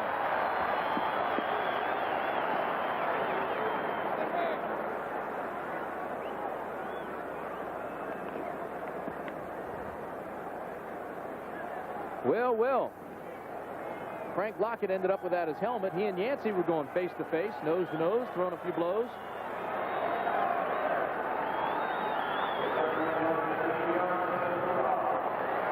Personal foul, unnecessary roughness, number 21 defense. First down. Number 21 defense, Bill Yancey out of Fresno State. Frank Lockett told us in practice Friday that there is not a human being on earth that can cover him one-on-one. Yancey's giving it a pretty good go. This is 1st and 10 from the 46. Johnny Walton now drops it off to a safety valve. Dangerous pass. Mark Shalene made the catch, but Mike McKibben, 53, was there, and had he been looking for the football, may have had a chance to knock it down. Mark Shalene would have been better to purposely drop that one. You're right. Big loss on the play. It'll bring up 2nd and 16. You're always a thinker, Cupper. Mark Shalene out of the University of Nebraska, it was one of the strongest football players to ever graduate from the Cornhusker campus. Leg pressed over 1,000 pounds, bench pressed 475, strongest man on the Cornhusker squad last year, ran a 4.5 40-yard dash. He is faster in 40 yards than Mike Rozier. On 2nd and 16, Johnny Walton loads, throws, and incomplete. That ball was intended for Marion Brown. The coverage was by Bill Yancey, number 21, and when you watch this replay, Cupper, that ball hit something because it bounces sky high. Marion Brown, number 82, is running a fade pattern along the sideline, and he's trying to get into the deep outside seam of the zone coverage. The ball bounces off number 21, Billy Yancey's shoulder, and Dave Langlois, number 24, coming over, almost had a shot at it. Johnny Walton really drilled that one. There are his numbers. 7 of 10, 93 yards. Faced with a big 3rd down here. 3rd down in a taxi ride. 16 yards to go for the 1st. Walton drills it across the middle. Should be a flag, but there is none. Well, I'll tell you what. It was intended for Marion Brown. Jeff Delaney, 41, I thought there got too early. But there was no flag, and as long as there's no flag, it's a good play. Marion Brown, the wide receiver on the right, is running a down and in pattern. Jeff Delaney, number 41, on the coverage here. And watch that contact. That's premature. Why there's no flag, I don't know, Tim. Dario Casarino is in to punt it away. Bill Yancey's the lone back now for Pittsburgh. High spiraling punt. Yancey calls fair catch.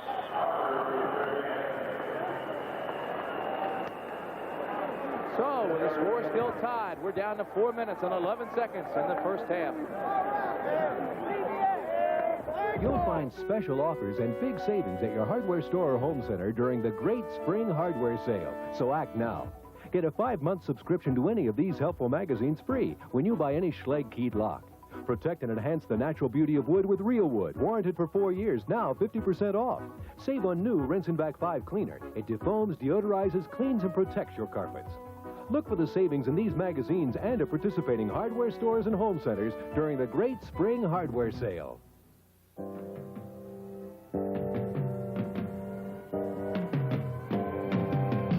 The return of American business. It's coming back smarter, more competitive. AT&T can help your business with smarter techniques to manage information. Your region looks promising. Distribution. We can ship it to you without a layover. All by tailoring the AT&T long-distance network to work for you in ways you never thought of. AT&T Communications. The billion-dollar business of state-run lotteries. Monday on ABC's World News Tonight. This ball game's had a little bit of everything. Hard hits, 2 touchdowns, big plays. Fun football teams. I'll tell you what, Pittsburgh looks pretty good for an expansion club. Some controversial calls, too. 3:55 remaining in the first half. 7-7, 1st and 10 Pittsburgh. That's Glenn Toronto. Play action. Under pressure. Throws deep. Intended for Greg Anderson. Another interception for New Orleans. That's Bruce Miller, number 40, who made the interception. And for a makeshift secondary, which is so plagued by injuries, New Orleans has really pulled together and is playing extremely well. Bruce Miller out of Southern Mississippi replaced Woodrow Wilson, who has an injured knee. Good comeback here for the cornerback, number 40, Bruce Miller, rookie out of Southern Mississippi, as he's covering Greg Anderson along the sideline on a fly pattern. Earlier, he was beaten by Anderson. Right here, you can see he's step for step in perfect position. However, that ball was underthrown by about 3 to 5 yards. Had it been thrown further and over the outside shoulder. That's a great point. There was a possibility that Greg Anderson may have gotten a touchdown there. I mentioned earlier, Toronto most effective on the intermediate cuts. Johnny Walton, the quarterback, now has 3 minutes and 25 seconds to work in the first half. From the 18-yard line. Jordan across the 20. That's a play that is so effective for them. It's a variation of the draw play in which Jordan starts in motion, pulls up, and then they slip the ball to him. They used that on the opening series in the game against the Chicago Blitz, the game that was such a barn burner right here in the Superdome. And he was very effective on that play. I think that probably this team makes as good a use of the draw play, both for runs and passes, as any team I've seen. Buford Jordan, quick, strong. He squats 490 pounds, bench presses 340 pounds, and cleans 275.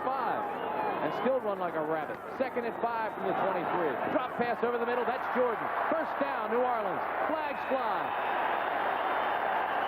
There is a penalty. And Jordan is hurt. Mike McKibben came up, made the tackle, and I think he also grabbed the face mask. Who is the first man to the injured player? Head coach Dick Corey. When you talk about Dick Corey, last year's Coach of the Year, and part of his success is getting so much out of an ordinary talent is the fact that he's so emotional and shows genuine warmth toward his players. Now keep your eye on number 24, Buford Jordan. He's on the left, circling out of the backfield. And linebacker Mike McKibben, number 53, comes up right there. Now watch, he twists the helmet around. He gets the face mask and then twists it. That hurt. First down. Did you see that? I saw it. I didn't like it. You would have never done anything like that when you were playing linebacker for Maryland, would you? Roverback. I could have been the most penalized man in ACC history. I heard that about you. First and 10 from the 39-yard line. Buford Jordan is okay. Anthony Steele, Marcus Dupree, the split backs. Now they take their tight end, flex him, give inside. Mike McKibben stops Marcus Dupree right now. Let's go downstairs to Jim Bergamo. All right, thank you, Tim. With me, Bruce Miller, who made the interception. Bruce, was it more of a bad pass by Carano, or was it good position on your part? Well, I saw the ball hanging. I couldn't really see what the receiver was, but I thought I was in pretty good position there. You think they're starting to work on you guys some more, or are you getting some respect? Well, at first they were nickel and dime. If they was hitting us for 10, maybe 5 yards at a time, but we got to start over playing there and just respecting the deep ball like I did a while ago. I was assuming they was going deep about 4 minutes ago and a half, so I just played deep. All right, good luck to you, Bruce. All right, man. Well, Pittsburgh is nickel and dimed up for 7 points, and that's all New Orleans has been able to put on the board. We've got 2-minute warning here, the first half from the Superdome. People think I always take the train because I'm afraid of flying. Me, afraid? Nah. I take the train because it's the best way to enjoy light beer from Miller. Rolling through the Rockies and all across the Midwest, less filling. And it tastes great coast to coast. That's why I take the train, not because I'm scared of anything. Hey, what happened to the Light beer from Miller. Everything you always wanted in a beer, and less. Hey, what? Baby, I'm a little afraid of the dark.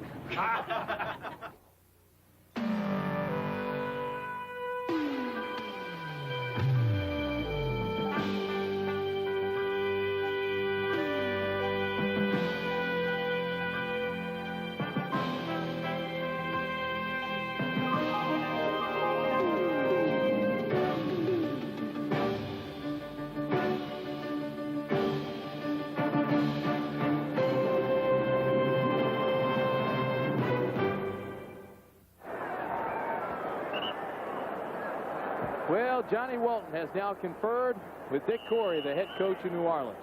They've talked over their strategy.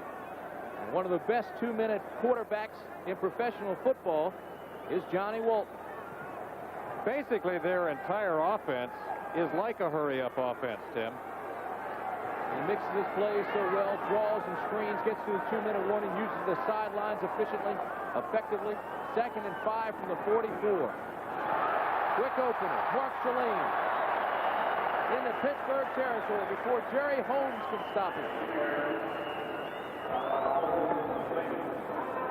Mark Shalane, who we were just talking about, a remarkable athlete out of Nebraska. He played 8-man football when he was in high school. The name of that high school was Waterloo. He was a walk-on at Nebraska. Yep. Came on without a scholarship. Then he set a record.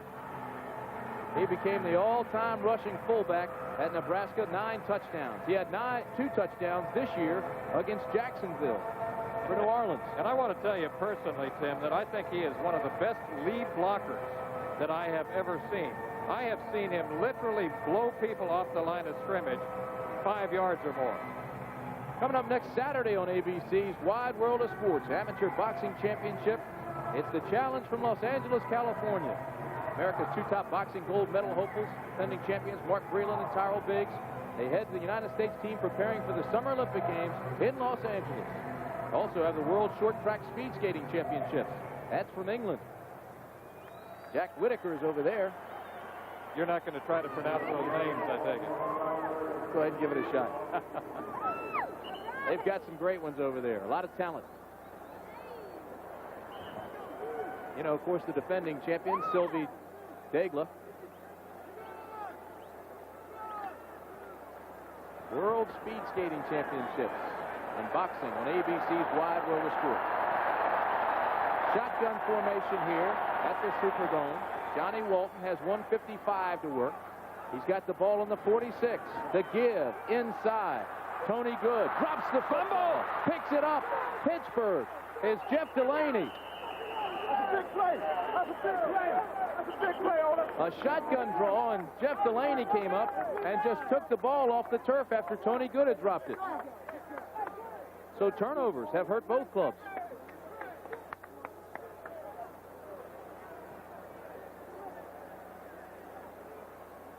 Just as Tim Brandt told you, this is a shotgun draw. I was mentioning how they use the draw play in so many situations. Watch.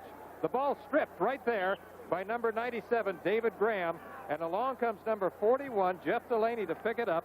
And very opportune field position now, once again, for the Pittsburgh Maulers. And now it's Carano, who has 1:47 to work in the first half. First and 10 from the 40. Tie ball game, 7-7. Tim Brandt, Lee Grosscup with you. Carano drops, throws, has a man. It is complete to Flowers. Jackie Flowers out of Florida State. Jackie Flowers, who we've been talking about since the top of our show, has made a big difference for them in the last 2 weeks. And watch once again as he runs his favorite route on the right side. He is so disciplined with his pass cuts, and Carano is perfect once again with his timing on the sideline cut. As you see him catching the ball there, these two were in camp together with the Dallas Cowboys in 1980. Jackie Flowers has catches in each of his 3 games, the last 3 games here with Pittsburgh. Not much running room on the left side. Pittsburgh will now have to go back to the drawing boards. Walter Holman was the ball carrier, and the clock is down to 1:20. So Carano will now take time out and talk things over with his head coach, Joe Pendry. They'll try to devise a scheme to get on the board before half. Today, the most exciting new ideas in the hotel business come from Holiday Inn. Now Holiday Inn is a better place to be. Now this is better. Much better. Looks much better. Far better. At Holiday Inn Hotels, our satellite Earth Station network beams hit movies right to your room at no extra charge. Innovations like this make us #1. We're #1, your worldwide host. First with what you want the most. Call 800-HOLIDAY. Holiday Inn is a better place to be. It's the dawn of a new era in microcomputer technology. The Tandy TRS-80 Model 2000 personal computer from Radio Shack, designed to meet your personal computing needs. It's faster, with higher resolution, more storage, and greater expandability than IBM's PC. Its ultra-high performance gives you the leading edge of Radio Shack's computer technology. The Tandy TRS-80 Model 2000 personal computer, the dawn of a new era in personal computing. 1984 is an Olympic year, not only for able-bodied athletes, but for disabled athletes as well. This is the first time the International Games for the Disabled will be held in the United States. They'll feature world-class competitors in more than 20 Olympic-style events. I support these brave athletes, but they need your support as well. To find out how you can help, write to International Games for the Disabled, Eisenhower Park, East Meadow, New York, 11554. Flowers comes to the bottom of the screen. Greg Anderson to the top. The Maulers starting receivers were both picked up in a trade engineered by the Maulers GM, George Heddleson. This is 2nd and 12 from the 30. Mike Shaw is ridden out of bounds by Eric Johnson. Picks up a couple. Ever so close to the 1-minute mark now. As you look at the two coaches, Dick Torrey, Joe Pendry. Joe Pendry, the youngest head coach in professional football, working for an outstanding Pittsburgh management. 36 years old, trying to transform a team that did not even exist a year ago. Edward DeBartolo, Paul Martha, George Heddleson, key people in the front office of the Pittsburgh Maulers, who've assembled this fine organization. Dick Torrey, you mentioned earlier, the coach of the year in the USFL in 1983. I mentioned that he coached high school in California. His record there was 96-9-3. Joe Pendry, who you see there, a graduate of West Virginia, had his career as a player shortened by a spinal contusion. That turned out to be a blessing in disguise because he went on to be an assistant coach while he was still in college and then worked under some outstanding coaches at the college level. Last year got his chance in pro football. Don't forget, next Sunday, USFL action continues here on ABC. Check your local listings for the game and time in your area. Birmingham and Michigan will be one. The other will be announced early next week. Or early this week, rather.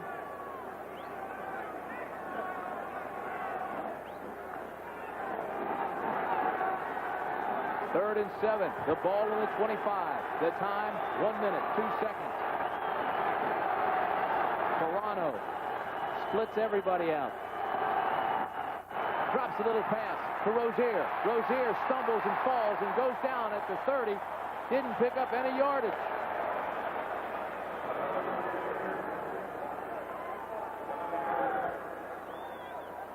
That's that little pass that you referred to so eloquently as the little dink pass.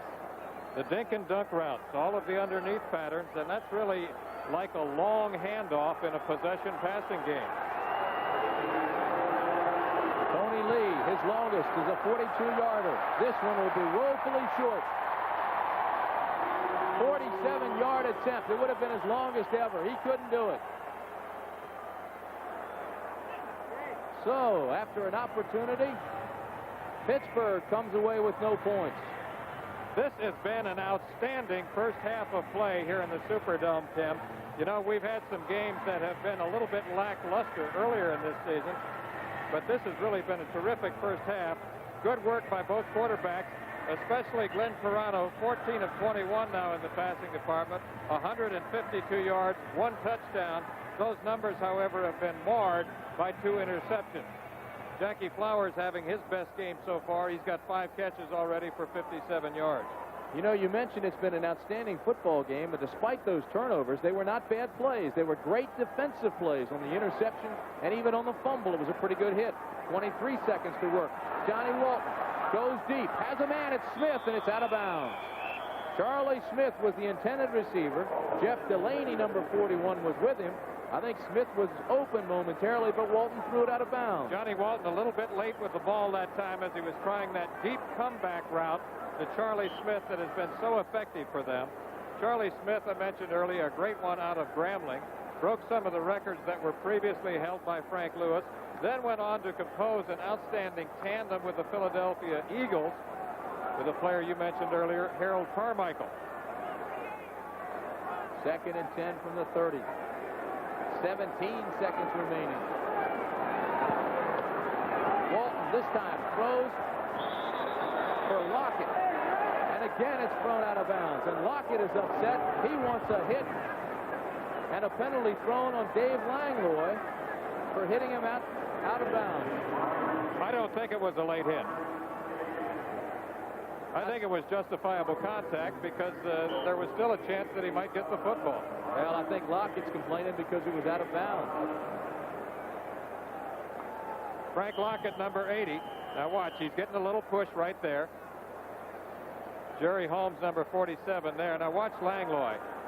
Well, I think you've got a point there. He is out of bounds.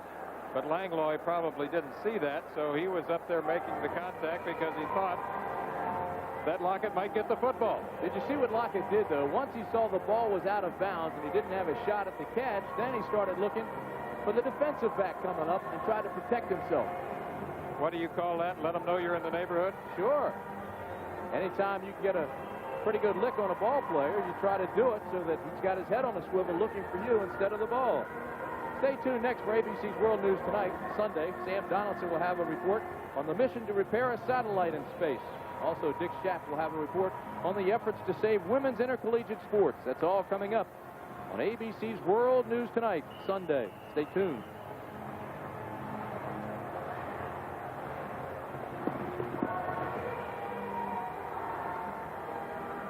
Well, what can you do in 13 seconds? We've seen some crazy things happen with this New Orleans team. Last year when they were in Boston, we saw Johnny Walton throw a pass that bounced off Charlie Smith in the end zone to Lockett for the touchdown. But it won't happen this time because the man who doesn't get sacked that often goes down in the grasp of Doug Holly, number 99. He was only sacked 6 times last year with Johnny Walton because of his quick release, but he goes down this time. That's the 2nd sack of the year on Walton. Breaker quarterbacks all told were sacked only 8 times in 1983. Contrast that with the Oakland Invaders, where Fred Bassana was sacked 71 times at the other end of the spectrum. Well, you heard the gun. That's the end of the first half with our score. Breakers 7, the Maulers 7. We'll be back with today's halftime activities after this message and a word from our local stations. Make it brand new, Napa. Make it Napa brand new. It's like turning back the miles on your car when you use quality Napa brand parts. So whether you do it yourself or have it done for you, make it Napa brand new. Right now, during Napa Car Care Days with quality Napa Auto Parts. It's almost like turning your car back to when it was new. Look for the Napa Car Care Days banner and... Make it brand new, Napa. Make it Napa. Brand new.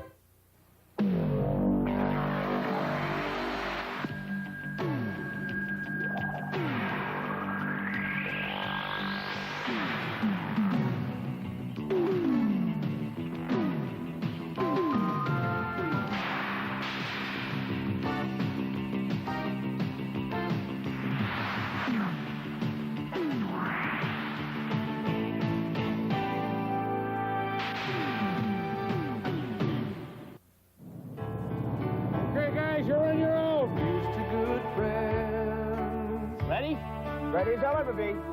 Tonight is kind of special. Whoa! Last one down by the lower brow. The beer will pour. Must say something more somehow. So tell me, were you scared? No. Tonight. Me too.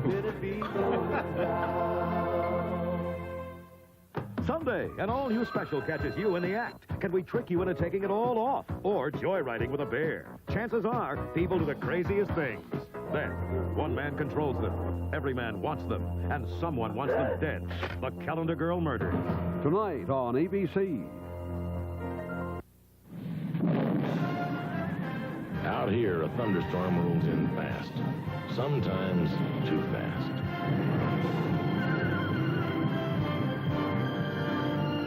And when they're taken care of, it's your turn. Bush. Head for the beer brewed natural as a mountain stream. For a taste as smooth as its name. Bush. Head for Bush. Head for the mountains. The Maulers are here.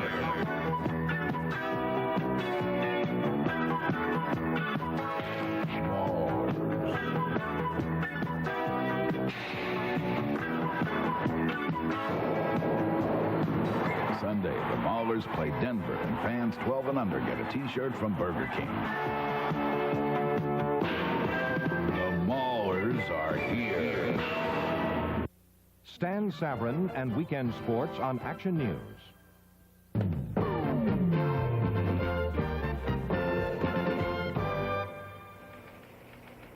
We welcome those of you who are at halftime of the tied-up ball game between Pittsburgh and New Orleans. We'll bring you up to date now on what is happening elsewhere in the United States Football League. Out in Tempe, Arizona, with Kelvin Bryant sidelined by injury, the pressure is on the rest of the Philadelphia offense, and in the first half, the Stars have not been able to produce as Arizona is firmly in control of the ball game.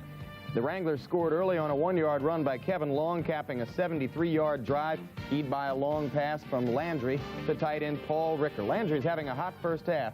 Later, he got a 10-yard touchdown pass to Trumaine Johnson to make it 14-0 Arizona. The Philadelphia cornerbacks, who play on artificial turf, having trouble on the wet, natural turf in Tempe. But later, Philadelphia got a touchdown as David Riley went in from 5 yards out after a holding call against cornerback Lupe Sanchez of Arizona. Dave Trout missed the extra point. That made it 14-6. Then Tim Spencer scored just seconds before halftime after a drive keyed by Spencer's running.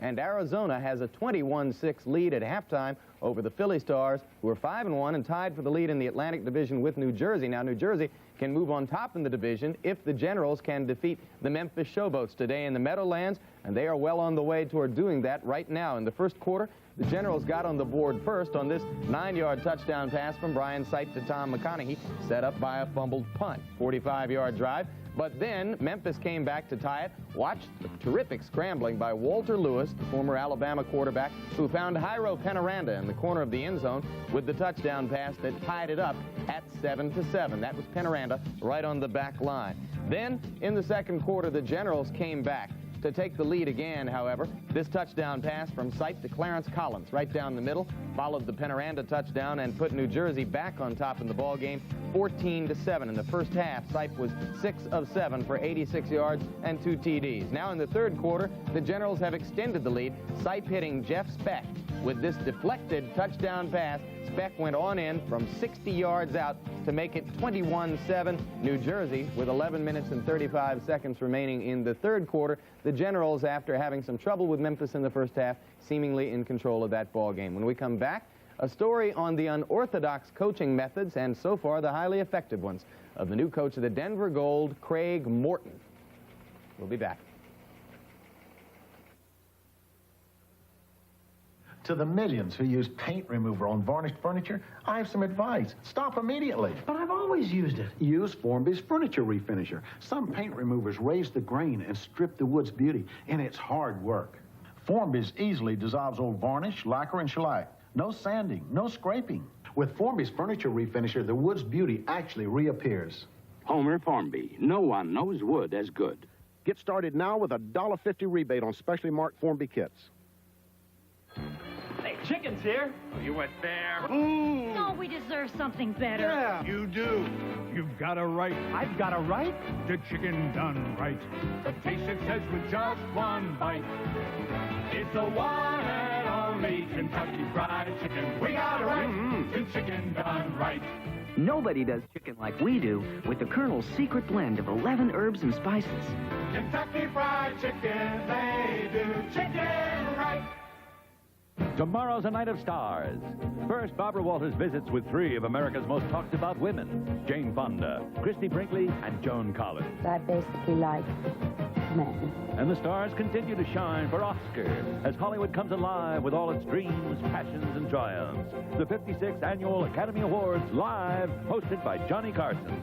Tomorrow's a night of stars. The Barbara Walters special, followed by the 56th Annual Academy Awards, all starting at 8, 7 Central.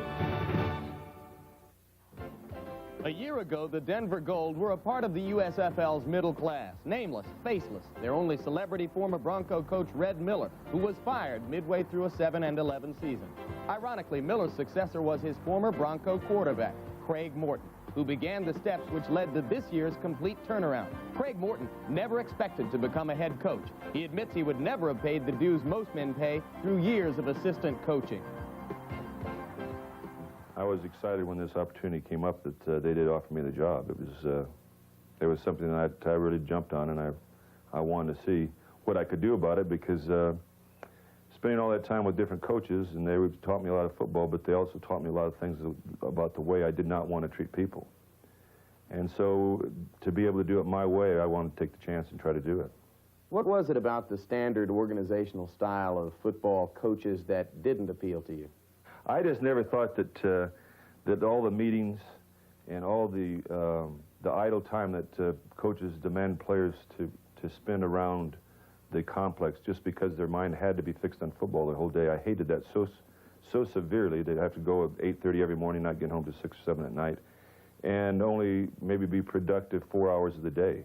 It just seemed to be ridiculous to make people do that.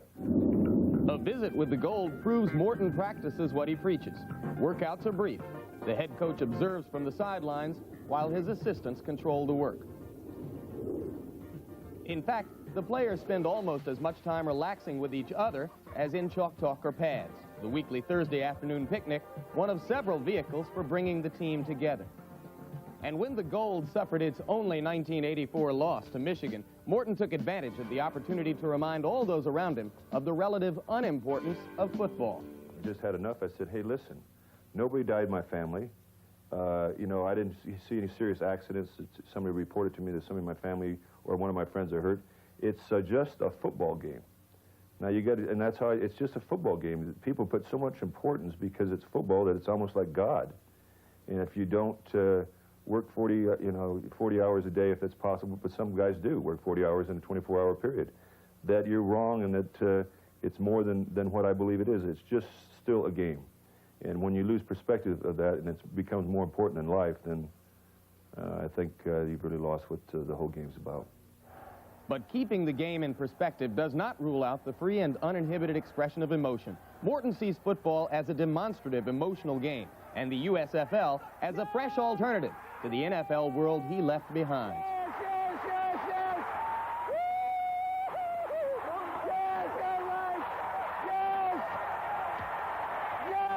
I think the NFL as a whole, of course, would like to see us go away, and It's very interesting to some of the things that they do to within their own organizations to maybe ignore us, like no more high fives and no more fun bunches and all that.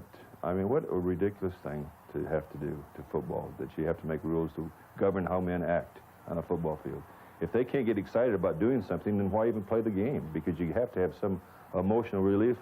Whether you do something bad or good, it's got to be something. But to spend your actual days working out ways where you can eliminate the excitement of the game is just ridiculous. And I think that it's important that they know we're around. And I'm not going to say, I think that we're strong enough that we're going to remain. It's a sign of strength when a man bucks the conformist world of coaching to bring his 4-year-old son to the sidelines. Is there another pro football team whose atmosphere matches this one? Center Tom Davis says there's just one. Oh, that's real easy. The Oakland Raiders, or they used to be Oakland Raiders. When I was drafted by them in 1978, and that was exactly the same organization they had. It was more of a concept of winning on the field and less contact with you off the field. Your private life is your private life, which is kind of the way Craig runs it, things. Tomorrow night, Morton and the Gold will be hosting Steve Young's L.A. Express. On paper, the Express have more talent, more identity, but that is nothing new to the Gold, who will be trying to preserve a 2-game lead in the Pacific Division.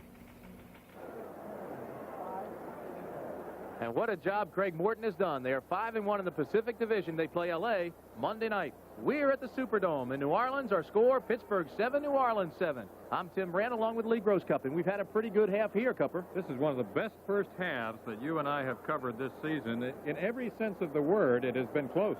Okay, they have had a couple of turnovers, 2 interceptions, and 1 fumble recovery, but they've been good plays. Let's take a look at the highlights of the first half. We'll start with Marcus Dupree.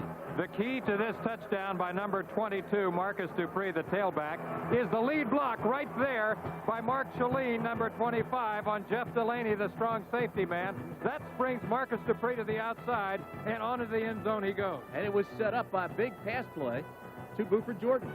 Absolutely. And now we go. This is Glenn Carano of Pittsburgh. Watch as he drops and looks for a receiver. This is the touchdown that Pittsburgh scored. And look how he stays in the pocket there despite the pressure on his outside. Marcus Merrick, number 56, falls down, and that makes Greg Anderson, number 80, open in the middle right underneath the goalpost. Now, we talked about the turnovers. We said they were big plays. You can see the blitz here coming on both sides. Carano throws a pass that looks like it's on the mark, but it is a great interception.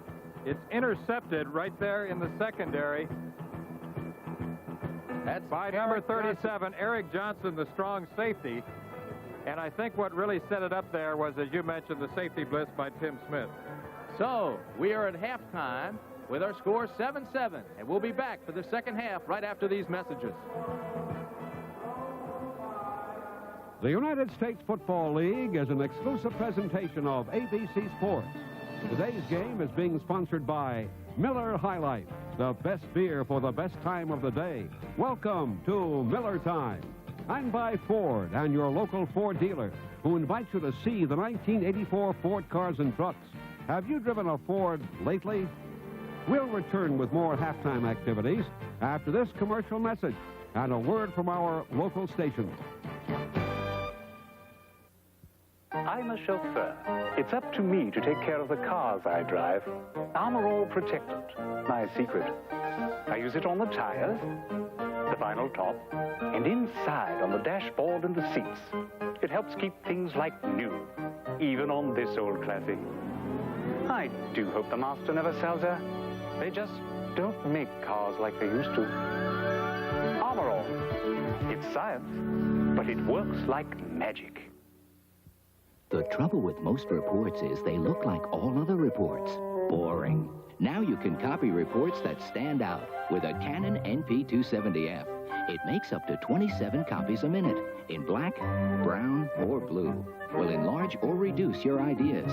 Can automatically feed and collate. So if you want to avoid this, get yourself a very colorful, very affordable Canon 270F. For information, call toll-free. Tuesday. You wear dress? Foul-ups from Smokey and the Bandit. Bleeps from Jaws. And blunders from T.J. Hooker. Then, a biting issue. here. Man versus woman on A.K.A. Pablo. Tuesday. Awesome, powerful responsibility in the world lies in the hand that picks up this phone. The idea of an unsure, unsteady, untested hand is something to really think about. This is the issue of our times. On April 10th, vote as if the future of the world is at stake. Mondale. This president will know what he's doing, and that's the difference between Gary Hart and Walter Mondale. This is the moment when you need the quick response and smooth acceleration that comes from Exxon unleaded regular gasoline. It has higher octane than most other unleaded regulars to help free your engine from knocking and pinging. And for even more octane, try Exxon Extra Unleaded. When the moment demands performance, get Exxon. Quality you can count on. Nanette Chapman and Donardo Weather tonight.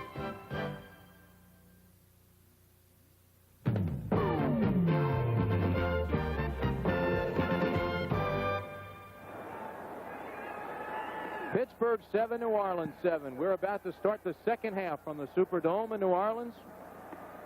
And a couple of things that we ought to mention as you look at the first half stats. After catching 9 passes against Jacksonville for a record 225 yards, Frank Lockett has only 1 catch in the last 3 halves. I think that's revealing, as are these numbers. We talked about how the game has been close in every sense of the word, Tim. And I think those numbers really reflect that right there. You see just about everything is pretty close. Now, it's interesting to note, though, that Pittsburgh, a 10-point underdog in this game, is ahead 194 to 153 in total yards. You know, while we were away at halftime, we had one of the most spectacular promotions I've ever seen. 3 automobiles at midfield, and the fans were asked to throw paper airplanes. The airplanes were on their seats as they arrived at the Superdome today. They filled out their names, and the closest one to the cars wins the automobile. So 3 people here in this crowd at the Superdome now own the 3 cars that were on the field at halftime. And you can see the closest one right there at midfield to that automobile. You know, Tim, I think that belonged to Lee Grosscup. You wish. You're asking. I do wish, yeah. I think that's one of the most creative promotions that I have ever seen. And what's really amazing is all that's cleaned up now by a group of good scouts. Boy Scouts. Tony Lee will kick off, and deep for New Orleans is Tony Good. It'll be Tony Good at the 3. It's a left return, picks up some blockers, has a hole, breaks a tackle to the 30, the 40, out to the 43-yard line before he's ridden out of bounds by Johnny Durden. So New Orleans comes out smoking, and this is what we'll see offensively. The quarterback, Johnny Walton. The running backs, Buford Jordan and Mark Shalene. Frank Lockett and Charlie Smith, the wide receivers. The tight end is Dan Ross from the Cincinnati Bengals. Then comes Poulard, Raymond, McLaughlin, Horton, and Hurley. A 41-yard return by Tony Good. He was just activated. He's out of Southern, 5'10", 198-pounder, and he can fly. So it's 1st and 10 from the 43, just underway in the second half. Charlie Smith in motion. Walton, play action, goes to the right, has the receiver. It is complete. That's Frank Lockett. Now, we just talked about his lack of production in the last 3 halves. Good route. That time he makes the catch. The defense that they are running against is a 4-3. Sam Clancy, David Graham, Troy Thomas, Doug Holly. They have mixed it up. They have blitzed a little bit. Ron Crosby, Ernest Adams, Mike McKibben, the linebackers. Bill Yancey, Jerry Holmes, Jeff Delaney, and Dave Langlois. Frank Lockett. Now he has 2 catches in the last 3 halves. Outstanding receiver. 9 catches. A record against Jacksonville. In the number of yards for 225 yards in that game. This is 1st and 10 from the 46. Not much on the right side for Buford Jordan. Ernest Adams, you can hear him yelling down on the sidelines. Punish him in there. It's been that kind of ball game. We talked about this earlier. Pittsburgh is a very physical team, Tim, both offensively and defensively. Joe Pendry, we talked to him before the game. He prides himself on that. He prides his team on that. There he is, the youngest coach in professional football, a graduate of West Virginia, has worked under some very outstanding coaches. You're absolutely right about this club. The offensive line has improved, the special teams have played well, and the defense is aggressive. From the 46, Walton, long count. On 2nd and 10, he's going to throw. Nearly intercepted, but it is complete. First down, New Orleans. Charlie Smith made an outstanding catch. As we look at it from the vantage point of the secondary, you can see how loose the coverage is. They primarily have a zone look, and Charlie Smith, number 85, gets into one of the outside seams of the zone coverage, just outside of linebacker Rob Crosby, number 54, one of the good ones for them. He, a former Jet. Charlie Smith, formerly of the Philadelphia Eagles. Lone setback now from the 34, deep in Pittsburgh territory.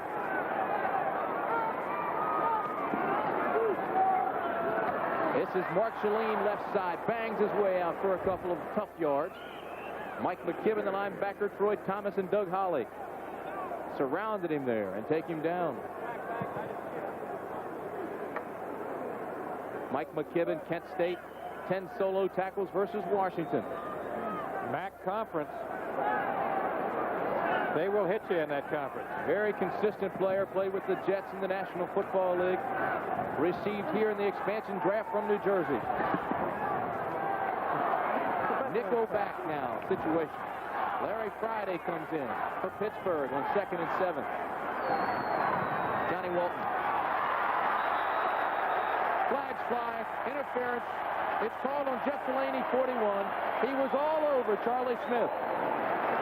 The referee and the back judge missed the call in the first half that should have been interference. They're on top of this one. Charlie Smith, number 85, lines up in the slot this time. He's running a curl-in route. Jeff Delaney, number 41, is literally all over him. He's all over him too much. He's all over him too soon.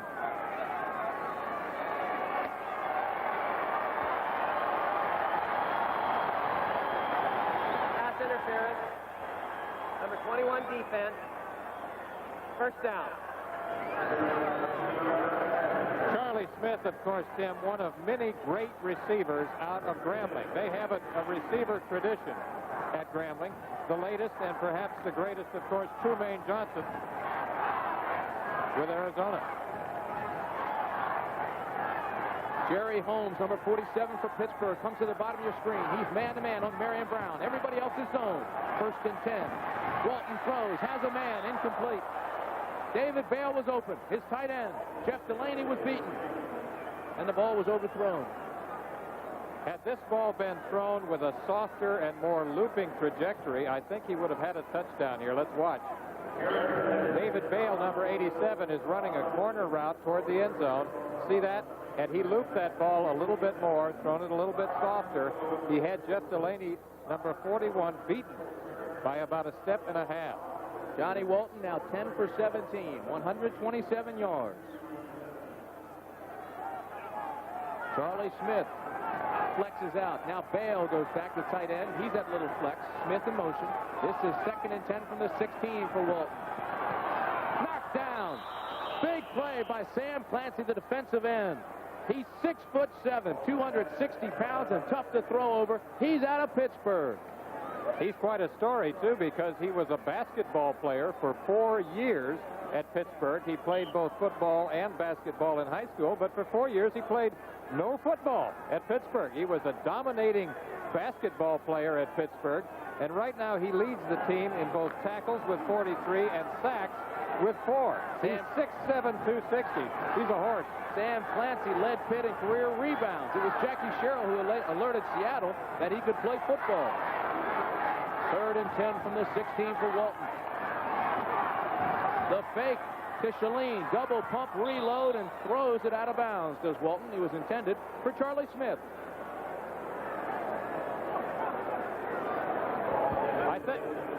I think it was the Dallas Cowboys who first looked into the possibility of recruiting basketball players for football. I remember they signed Cornell Green out of Utah State. Tim Mazzetti, number 5, comes on to attempt the field goal. He is 7 of 8 this year. His longest, 40 yards. This will be a 33-yarder. It's long enough, and it's good. So Tim Mazzetti gives the New Orleans Breakers the lead with 12:09 remaining in the third quarter. There's your score, 10-7 Breakers. Discover a space vehicle unlike any you've ever seen before. Chevrolet taking charge. With an advanced new form of Earth travel, Chevrolet Celebrity Wagon. Never before has a front drive wagon touched down with this much inner space, enough for up to 8 people. Celebrity. No other front drive wagon gives you more space at a price this low. Chevrolet. And you. Taking charge. So this is the new log cabin. Thanks for giving me a hand. Hey, what are friends for? Here's to good friends. Tonight's kind of special. Try it this way. The beer we'll pour says something more somehow. Looks like we're about done, huh? Not yet, you're not. Tonight. Not a bad day's work. Next weekend, we put in the pool. Let it be low and brown. Knockout artist Mark Freeland and super heavyweight Tyrell Biggs defend their titles in the World Amateur Boxing Championship Challenge. Plus a dynamic pack-style speed skating competition on ABC's Wide World of Sports Saturday. 8 plays, 41 yards. 2 minutes and 40 seconds. It took New Orleans after intermission to get on the board. That's the guy right there who put him there, Tim Mazzetti. So, Mazzetti is kicking off. William Miller is the deep man for Pittsburgh. It'll be Amos Lawrence who gets it at the 1. Looks for a hole. Can't find one, and he's nailed on the 17-yard line. Tim, let's study the form of Tim Mazzetti, and you can see why he was the most consistent kicker in the USFL in 1983 and why he has continued that way in 1984. 79 of 111 career field goals, over 75%. He has not missed an extra point in this league. He had a string of 10 straight field goals before missing a 47-yarder last week. He sat out the 1981-82 seasons after being cut from the Falcons.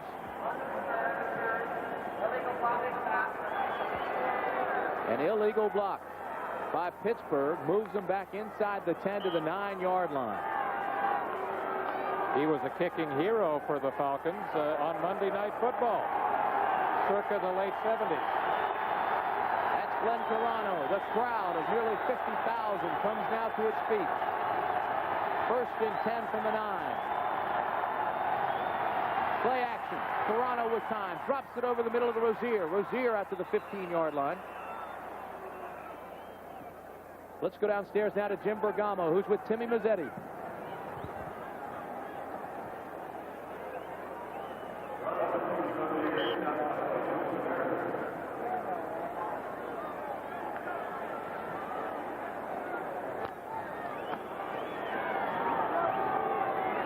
Obviously, there was a problem there, a technical problem with the microphone. We'll try to get back to Jimmy a little bit later. It is 2nd and 4 from the 15. New Orleans fakes blitz, now drops back into his own defense. This is Carano. Carano looking for help, under pressure. Now he unloads it, and it's caught. A great catch by Greg Anderson, number 80. Well, and a great job by the quarterback there because he was under a lot of pressure. Jeff Gaylord was the man who applied the pressure. He was really coming hard. Carano hung tough, maintained his composure, and threw to Anderson, who made a spectacular catch. Let's set that offensive line up for you. Glenn Carano's your quarterback. Rozier and Walter Holman your running backs. Jackie Flowers, Greg Anderson are your wideouts. The tight end is Mike Shaw, Maggs, Corbin, Boreal, and Lukens and Dubiago. Your offensive line. It is 1st and 10 from the 22.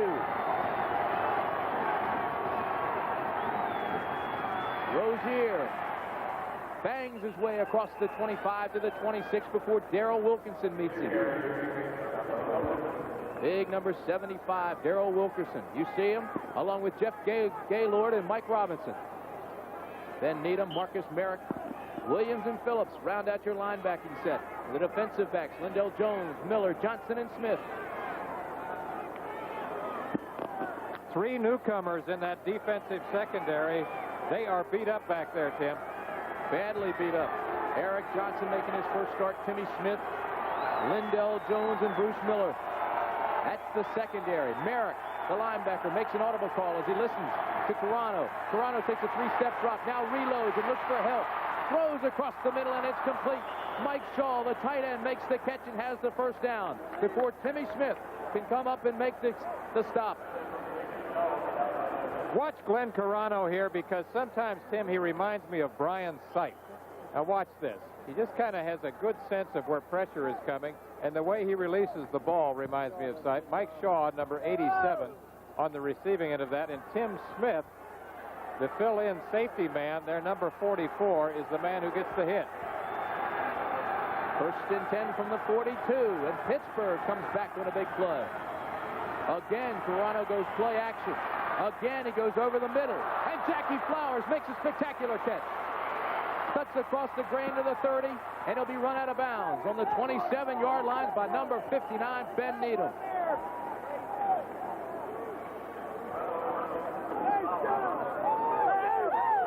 Marcus Merrick was hit in the head, and he may be hurt.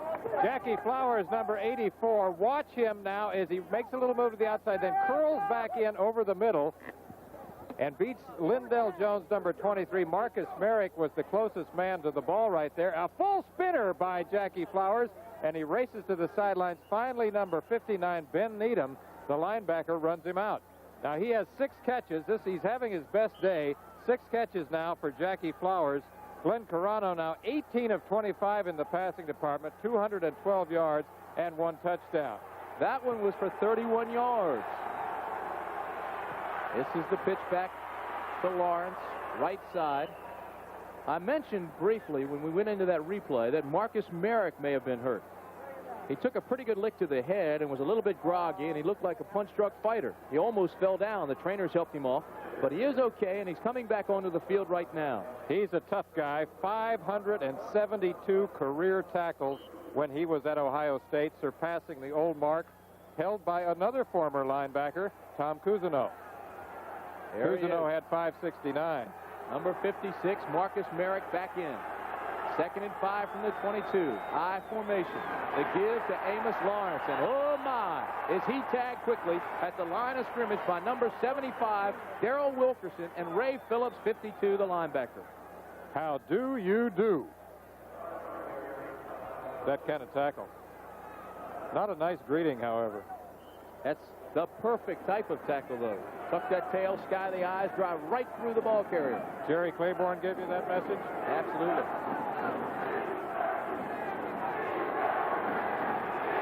The crowd now calls for defense. 7:44 remaining in the 3rd quarter. 3rd and 5 from the 22. William Miller, Walter Holman are the setbacks. Carano. Little dink pass over the middle of Walter Holman. Holman has a first down inside the 15. Timmy Smith, number 44, rides him out. Glenn Carano continuing with the dink and dunk routes and completing his 19th pass, this time to Walter Holman, his fullback, who just runs a little flat pattern. The ball is perfectly thrown, and he's sandwiched there along the sidelines by number 44, Tim Smith, and number 45, that is Garrett Chase. Walter Holman was the leading ball carrier his junior and senior years at West Virginia State. He averaged 6 yards a carry in college. The numbers on Carano. He's now faced with a 1st and 10. Pressure, the blitz. The pass intended for Flowers is overthrown. New Orleans came with the blitz and really put a lick on Glenn Carano. Tim Smith came again out of his safety position. New Orleans is not known as a blitzing team, but they are trying to put the pressure on Carano, trying to hurry his throws, and they have done that effectively. Remember, though, when a team is hurting in the secondary, that's one of the ways to cover up for weakness. There's Tim Smith, number 44, the safety man, along with Marcus Merrick, number 56, Mike Brewington, number 58.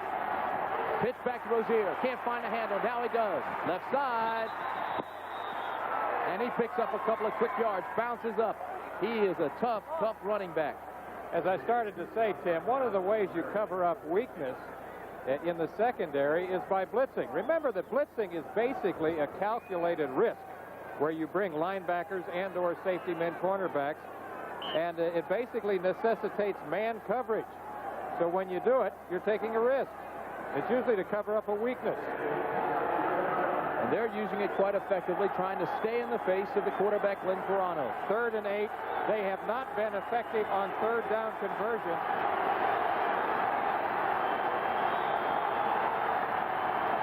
.636. Now it's a high formation. Here comes the blitz.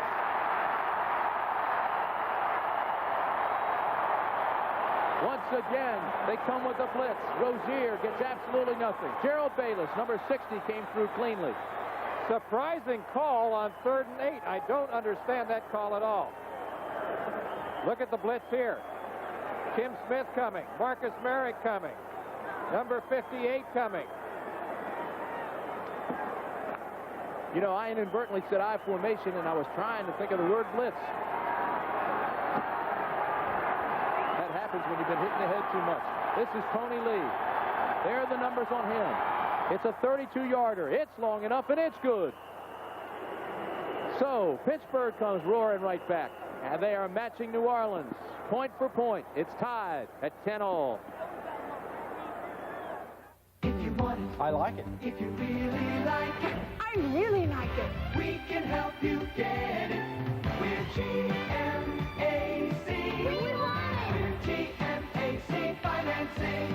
GMAC has helped more people buy their new GM car or truck than anyone, with rates that make sense on models people want, all at your GM dealer. If you really want it, we can help you get it. We're GMAC Financing. We got it!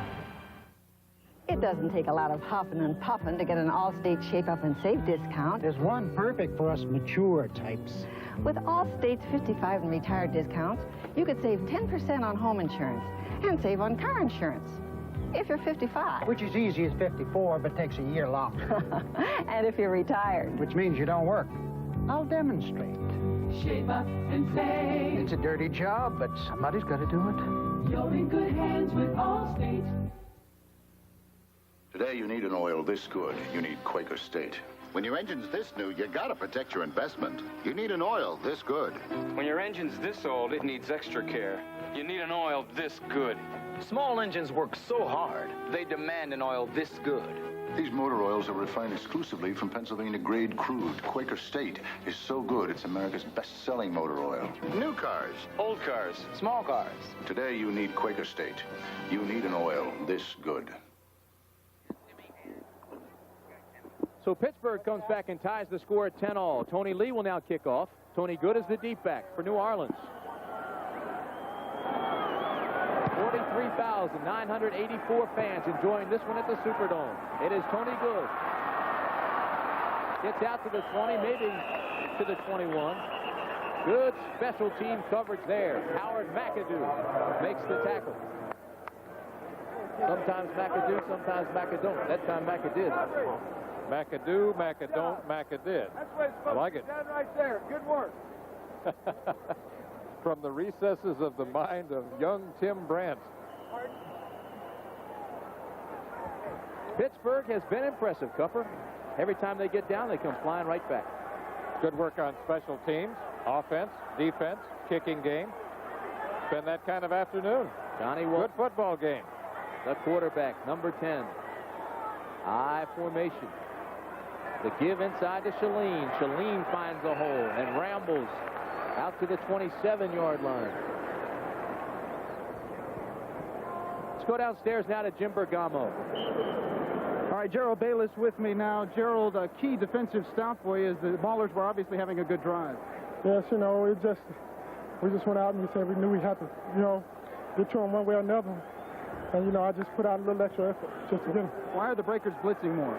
Well, it's because the way they're doing, because they're, you know, blocking aggressive, and we just got to get to the quarterback better.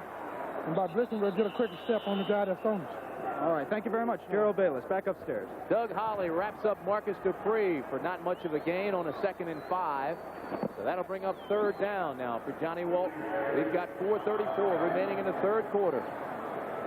We talked about the running style of Marcus Dupree. He just kind of lopes along. We look at Dick Curry, USFL Coach of the Year in 1983. You know, he played for the legendary Frank Leahy at Notre Dame. Backup quarterback during those years. Along with George Dixon, offensive coordinator at Michigan. There were a lot of backup quarterbacks in those years. 3rd and 3 from the 28. Walton takes a very deep drop, now sprints out to the right, has a receiver. It's complete to Danny Ross. Danny Ross takes it to the 47-yard line. First down, New Orleans.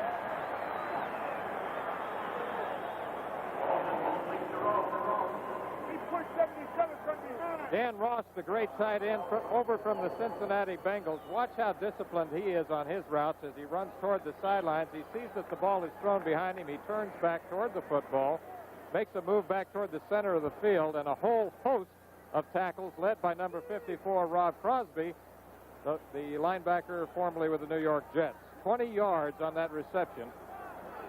He's out of Northeastern. 27th catch of the year for Dan Ross. He now comes out. They go to the I-back. Smith in motion. From the 48. Walton pump fakes, throws long. Pass interference. Dave Langlois threw his body in the way of Frank Lockett, and the flags came out of the pocket quickly that time. There is a penalty in this league for incidental contact, and there is a penalty for flagrant contact. This one, there's not much doubt about it. Watch as Lockett is running along the sideline. And let's see, Langlois knows that he's beaten number 24, so he just throws his body at the man. There was absolutely no doubt about that one. He may have just stumbled, Cupper, but nonetheless, it is still pass interference. Well, shit, you don't move till they tell you. Illegal chuck.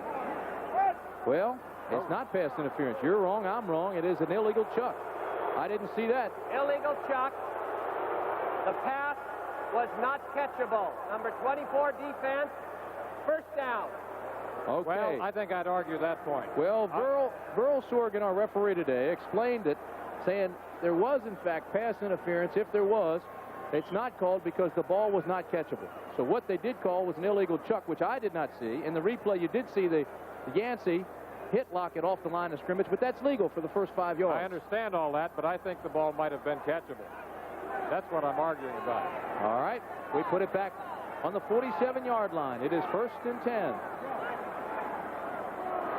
Smith in motion. Walton. 3-step drop. Pitch and lateral. Danny Ross pitches back to Mark Shalene, and they have the first down. Well, there you go. You know, Dick Corey is the kind of coach that likes gadget plays. As a matter of fact, he's been receiving mail from fans, and when they send in plays, he'll use the play. That could be one of them. I love the old hook and lateral play. This time it's to the tight end. Watch Dan Ross, number 86, down. He hooks. Now here comes Mark Shalene out of the backfield around, swinging up. There's the lateral. The tackle made ultimately by Rob Crosby, number 54. That's right. He takes fan mail every week. This goes back all the way to his days as a high school coach when he had boosters send in plays, and he's done it ever since. It's a great idea. It really creates enthusiasm from the fans. Dave Langlois knocked him out of bounds along with Ron Crosby. Again, Walton going for the kill to Danny Ross. Danny Ross rides inside the 15-yard line. Again, it's Rob Crosby and Dave Langlois who make the tackle, but another first down for the New Orleans Breakers. This is an impressive drive by the Breakers as they continue now. Look how they use the draw fake. Draw fake there. Pass over the head of the linebacker, leaping catch, once again by the tight end, Dan Ross, number 86, out of Northeastern, who was instrumental with the Bengals during their Super Bowl season in 1981. Walton has been going to his tight end, and Danny Ross has been ripping Crosby. 3 catches on this drive over Rob Crosby, the linebacker. This time, Mark Shalene carries off tackle. Good change-up.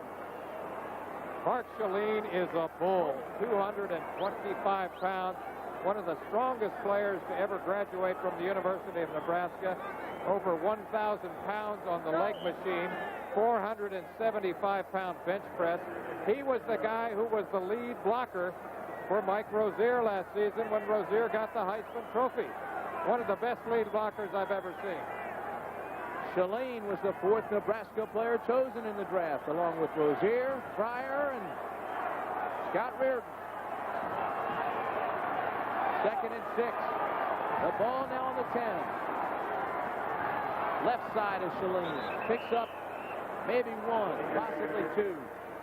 Last year, you'll remember, when they were the Boston Breakers, Nebraska was one of their territorial schools.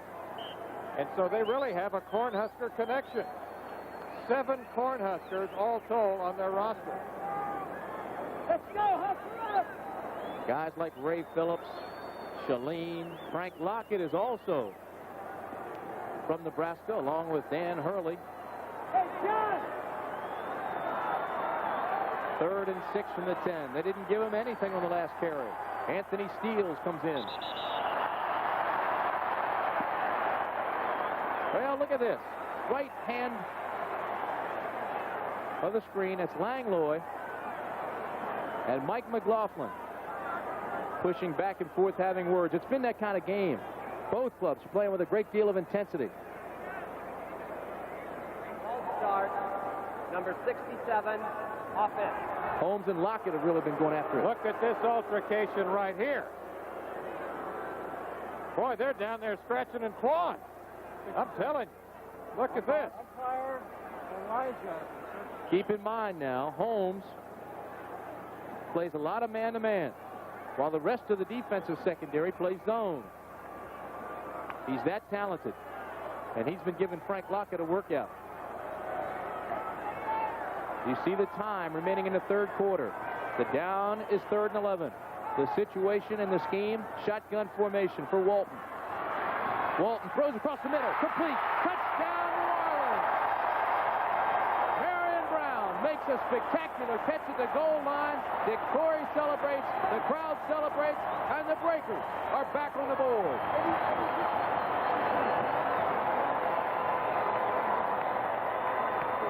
Yeah, man.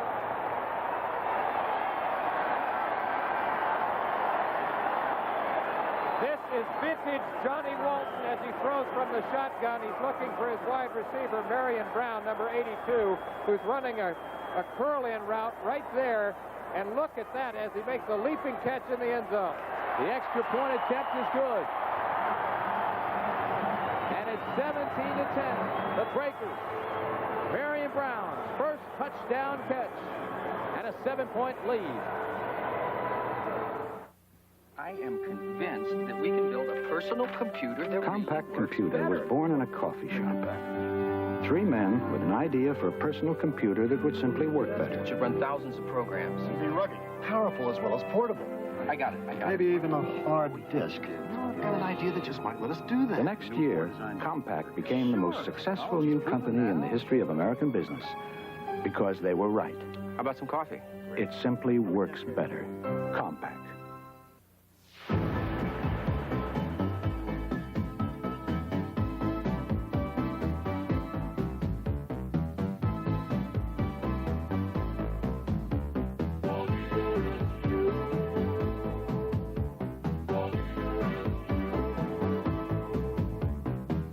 Magna from Honda. Own one, and you own the road.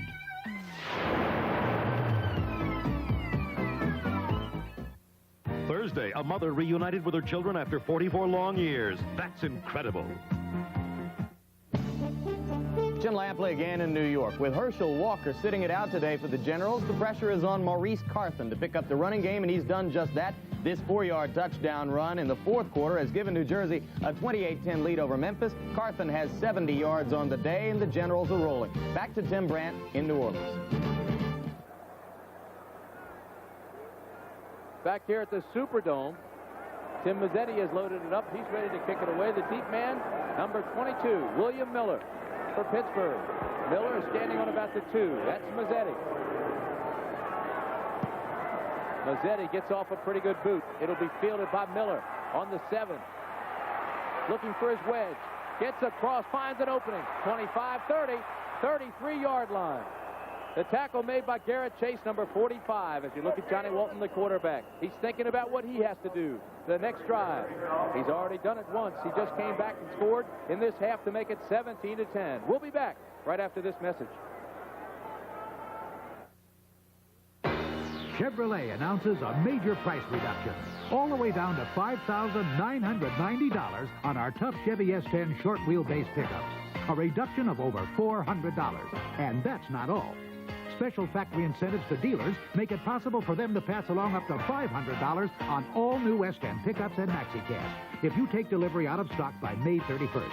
It's a great time to save on a tough Chevy S10 pickup. See your Chevy dealers now. Here's to good friends. Terrific reunion. Yeah, the last time we were here, we made history. It's kind of special. I stole that ball. I made the pass. I made the shot. Make that shot again, we'll buy you a loan rock. The beer will pour. Must say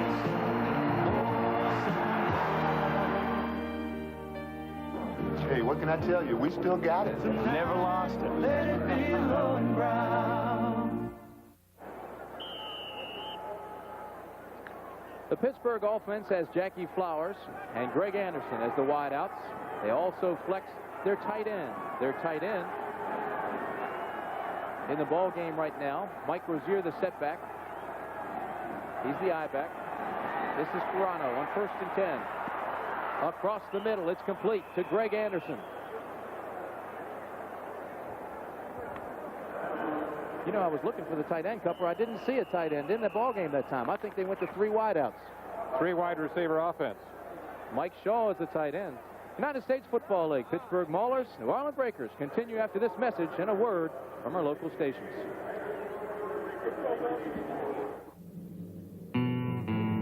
Today, competition is tougher than ever. With thousands of new businesses opening, you have to be smarter than the people down the street. You need smarter ways to manage your cash flow, inventory, We'll ship it by air. customer relations. Just use our 800 number. By tailoring AT&T Watts and 800 service in ways you never thought of, you can handle the competition wherever it comes from. AT&T Communications. You'll find special offers and big savings at your hardware store or home center during the Great Spring Hardware Sale. So act now. Save over 30% on this 30-foot Lufkin Power Measuring Tape with 1-inch wide blade. Buy a deluxe Black & Decker hedge trimmer and get 2 Sunset Gardening books or this extension cord free. Tool up with True Temper and save 20% or more on True Temper's finest quality pruner. Look for the savings in these magazines and at participating hardware stores and home centers during the Great Spring Hardware Sale. Tuesday, Jack plays a woman.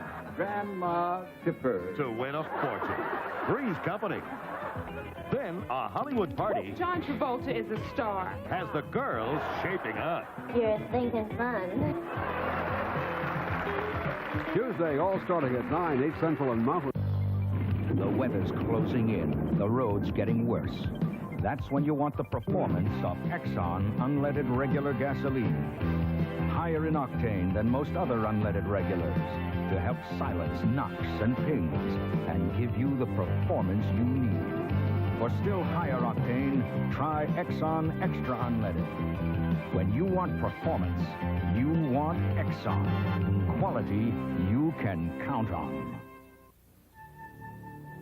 Nothing like this ever happened to your lawn before. Scott's announces the Turf Builder fertilizer just got better. Now it gives you even healthier growth. And remarkably, Scott's can sell new Turf Builder for less. When Turf Builder gets better and it costs less, that's a breakthrough. New Turf Builder from Scott's.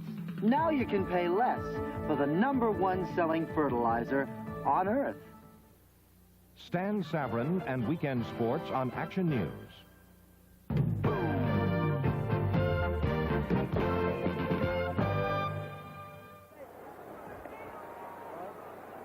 There's the score as we head into the final quarter of play at the Superdome in New Orleans. Tim Brantley, Gross Cup with you. The tight end is Mike Shaw now. They do come back with the tight end. The wideouts, Jackie Flowers, Greg Anderson. Carano to throw on 1st and 10. Does. Underneath. That's Mike Rozier. Spins out of one tackle. Gets across the 45. Down into the 44-yard line. And a flag is thrown there. He has 20 catches now. Let's go downstairs. Here's Jim Bergamo. I'm with Marion Brown, who caught that 15-yard reception. Marion, that was the first time the Breakers ran that route off the shotgun today. What was it that you or the coaching staff saw that made you think it was going to work? Well, it was something that we picked up in the film study this week, and we saw that the cornerbacks, along with the safety, are hanging kind of deep. And so we worked on it this week in practice. I was kind of glad I caught it for a touchdown because I missed it a couple of times in practice. Feels good to get your first touchdown. It does. Real nice. All right. Hope you have many more, Marion. Okay, back upstairs to Tim and Lee. Marion Brown, his first touchdown as a pro. Here's the call. Grasping the face mask. Number 56, defense. First down. That's Marcus Merrick, number 56, charged with that penalty. Flowers, Greg Anderson, the wideouts. As you look at Joe Pendry, the Pittsburgh coach. High formation. Woodrow Wilson is in the ball game now in the secondary. Tim Smith comes out for New Orleans. From the 39, Carano in trouble. Unloads it. Poorly thrown. Intercepted. That's Lindell Jones. Poor pass. Great interception by Lindell Jones. Carano is shaken up. Glenn Carano is still down, and he's holding his left leg. Tim, Glenn Carano, number 18, should have never thrown this pass. Look how he is under pressure here, applied by Marcus Merrick, number 56, and that ball is thrown to Greg Anderson, intercepted by Lindell Jones. A spectacular interception. Carano is still down. Our score, 17-10. Canon, the official 35mm camera of the 1984 Olympics, asks, how do you cover 3 very different athletes? With Jennifer Chandler, your imagination soars. Canon's zoom makes a range of shots sharp. Adrian Dantley's face says it all. Canon's telephoto makes close shots clear. Frank Shorter's endless miles. Canon's wide angle makes every inch crisp. Put a Canon on your Canon. Chevrolet, taking charge. Ever notice how many Chevy Chevettes you see on the road? That's because Chevette's basic design hasn't changed in 9 years. A design so easy to service, many people do it themselves. And so dependable, 97% ever built are still going strong. Chevette, the lowest price car built in America, designed to please almost everybody. Chevrolet, and you. Taking charge. Jim Lampley in New York. It may be too late, but the Philly Stars are mounting a comeback effort in Arizona. 40 seconds left in the third quarter as Chuck Fusina hit running back David Riley down the middle with his 30-yard touchdown pass. They missed the 2-point conversion. It's 21-12 Arizona. Tim, I noticed that Glenn Carano has the miseries down there. Are we going to see Tom Rosance? Rosance is warming up on the sideline right now, but we are happy to tell you that Carano has walked off the field. We were very concerned that it was a knee. He had arthroscopic surgery on that left leg in the off-season. However, you can see him now. He seems to be okay. He's walking around throwing the football. It was a poorly thrown pass, and it was intercepted. Now, Carano has a completion rate of 56%. As a matter of fact, prior to his third quarter interception last week, Carano had thrown 50 passes without an INT. This is Buford Jordan across the 30, the 40, 45 into Pittsburgh territory. Bill Yancey makes the tackle. Buford Jordan still going. Another gadget play, Tim. They faked the reverse. Buford Jordan faked the reverse and then sped around his right side. And we talked about this guy at the top of the show. Watch the fake reverse. Watch it right there. It looks like it's going to be the reverse to Frank Lockett. And turning up the field is number 24. Buford Jordan out of McNeese State, where he became the most prolific collegiate rusher in Louisiana history. Bill Yancey out of Fresno State, number 21, finally makes the tackle. A 43-yard gain for Buford Jordan, the Breakers' first draft choice. All-time rushing leader in the state of Louisiana collegiate history. First and 10 from the 44. Frank Lockett in motion. The give inside. Mark Shalane off left tackle, and he bangs out for 7 yards before Mike McKibben can pull him down. Big, big hole on that side of the line. Good opening here for fullback Mark Shaleen on the left side, the left guard, and the left tackle right there. Both execute their blocks perfectly. That's Raymond and Bullard, number 65 and 72. It was just a fullback slant off the left side. Dick Curry there signaling in plays. Sometimes the plays are sent in, sometimes they are flashed in. Dick Curry charts the plays himself. 2nd and 3. Inside handoff again to Shaleen out of Nebraska. 3 touchdowns for Shaleen this season.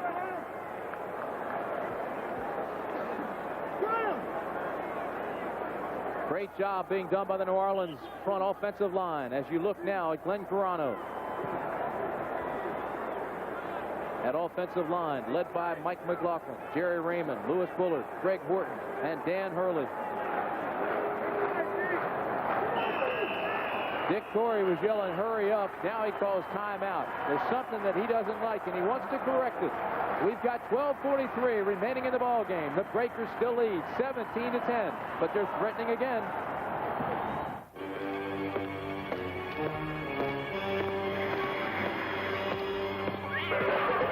That kid's out there again. But he's not alone.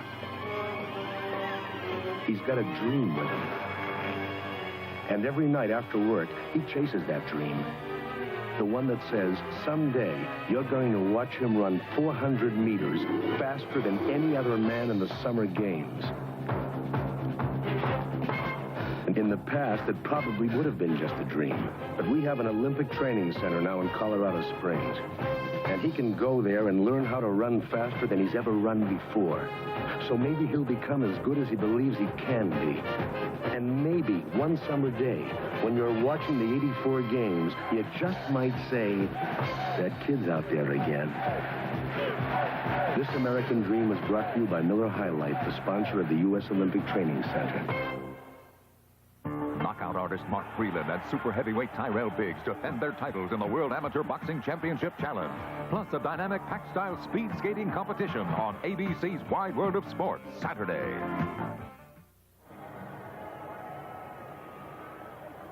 Johnny Walton has concluded his meeting with head coach Dick Corey. You see the time, 12:43 remaining in the ball game. New Orleans 17, Pittsburgh 10. But New Orleans is threatening. 3rd and 2 from the 36-yard line. That's Buford Jordan. Picks up 1, maybe 2. He'll still be shy of the first down. Ernest Adams and Jeff Delaney come up for the tackle. Tim, we've talked right along about the closeness of this football game, both on the scoreboard and in the stats. And as you look at the third quarter numbers, you see once again how the game has been close in almost every respect. It's been exciting in almost every respect. We've had big plays on offense, big plays on defense. Special teams have been effective. And we've seen some cute gadget plays, just as we said we might, from the New Orleans Breakers. This is a big 4th down play. It's 4th and 2 from the 36. David Bale, Dan Ross come in, and there's timeout, New Orleans. Well, Frank Lockett came out, and they put in 2 tight ends, and they were going to gamble on 4th and 2. Whether they still decide to go for it, we're not quite sure. Timeout, New Orleans. They'll talk it over. Chevrolet announces a major price reduction, all the way down to $5,990 on our tough Chevy S10 short wheelbase pickups. A reduction of over $400. And that's not all. Special factory incentives to dealers make it possible for them to pass along up to $500 on all new S10 pickups and MaxiCab if you take delivery out of stock by May 31st. It's a great time to save on a tough Chevy S10 pickup. See your Chevy dealers now. I don't like your face. Shaving irritates it. I need Ice Blue Aqua Velva. It turns red-hot razor burn to cool comfort, smooths your face. Smells great, too. There's something about an Ice Blue Aqua Velva man. Look at your hair. You need an Ace comb. Watch how an Ace hard rubber comb with rounded teeth glides smoothly and gently, while a plastic comb grabs and snags. Your hair looks terrific. No comb cares like an ace. 1984 is an Olympic year, not only for able-bodied athletes, but for disabled athletes as well. This is the first time the International Games for the Disabled will be held in the United States. They'll feature world-class competitors in more than 20 Olympic-style events. I support these brave athletes, but they need your support as well. To find out how you can help, write to International Games for the Disabled, Eisenhower Park, East Meadow, New York, 11554. The Breakers have talked things over on the sidelines. They have decided once again to come out, load up, and go for the first down on 4th and 2 from the 36. Two tight ends. An extra lineman. And this is Buford Jordan, and he's not going to make it. Jeff Delaney came up, number 41, and made an outstanding tackle on Buford Jordan to stop the first down attempt. Oh, my, that's a big play, Cupper. Jeff Delaney, number 41, who had a great career at Pittsburgh, makes a crucial tackle right here on number 24, tailback Buford Jordan. You know, that's a clinic on open field tackling right there. Beautiful play. Glenn Carano, we're happy to say, has returned to action for the Pittsburgh Maulers. Glenn Carano had been hurt. He left the field under his own power. He's on the field now. 1st and 10 from the 37. Throws. Flowers complete. First down.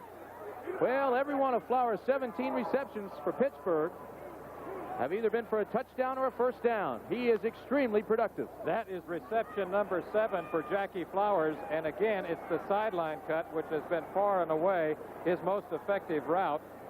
The man who gets the hit along the sidelines is number 23, Lindell Jones. They were teammates last year for the Arizona Wranglers. That's quite a streak. Every time you make a catch, it's for a touchdown or a first down. Not bad. On the 49-yard line, everybody split wide. One setback is Rozier. The swing pass to Rozier. Midfield. Good pursuit by the New Orleans defense that time. He was surrounded. Pickup of 2. Ray Phillips and Mike Brewington come up and make the stop. Here is what Pittsburgh has done on their last 5 possessions. They have turned it over 3 of 5 times. You know, in the turnover takeaway statistic, they came into the game +4. New Orleans was -2. It's going to hurt them. That's going to hurt that stat. But you know, coming into this ball game, Carano had thrown 154 passes and been intercepted only 5 times. 2nd and 8 from the 49. Carano under pressure. Now he throws. Has a receiver complete. First down to Mike Shaw, the tight end. Good adjustment there by Glenn Carano. He was under a lot of pressure as we look at Joe Pendry along the sidelines there. Jeff Gaylord is the man who's applying the pressure. Look at that. Good escape dimension by Carano as he steps to the left, slides forward in the pocket, finds Mike Shaw, his tight end, number 87, in the seam there. Well, I tell you, he really fired that ball, too, like a frozen rope. 1st and 10, ball on the 34. 10 minutes, 13 seconds remaining in the ball game. 7-point breaker lead. Jackie Flowers, another first down, his 18th catch, and the streak is still alive. Marcus Merrick, 56, comes up and makes the tackle.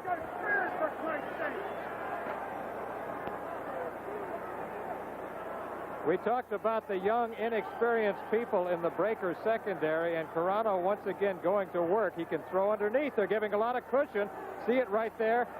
Quick slant in route to number 84, Jackie Flowers. Remember, these two worked together with the Dallas Cowboys in 1980. Flowers had 140 yards receiving last week. He has 117 here today. Again, it's Flowers, and he's close to another first down. It looks like the streak is still alive. His 9th catch of the afternoon. Jackie Flowers, we talked about him earlier. He is a big, strong, physical player out of Florida State. He is not afraid to go over the middle. He will catch the ball in traffic. It's the identical route.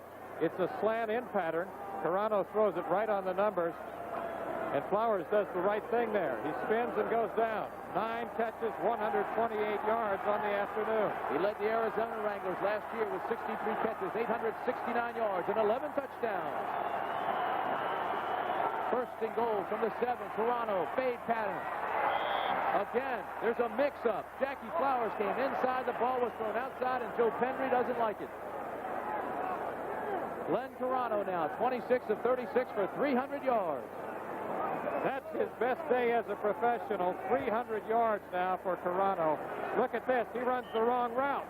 He's supposed to be running a fade pattern. He runs a slant-in route. Carano is throwing to the corner of the end zone, and Jackie is inside. A point to be made there. He may not know the offense that well. He was acquired in a trade just March 20th. Second and goal from the 7. Pittsburgh, here comes the blitz. Carano under pressure, across the middle, touchdown. Greg Anderson, number 80, makes the reception. He had Eric Johnson, 37, beaten. And once again, Pittsburgh comes flying right back. Tim, this has been a marvelous football game. Carano going to work once again to Greg Anderson. He found him over the middle earlier today. Eric Johnson, number 37, is on the coverage.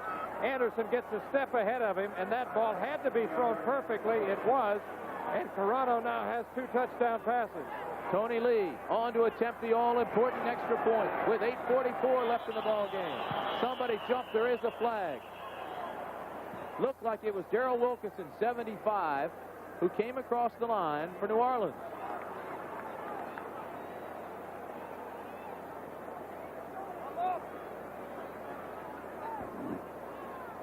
Tony Lee out of Toledo, signed as a rookie after the second week of the season, replacing Mickey Barilla, who opened the year with Pittsburgh.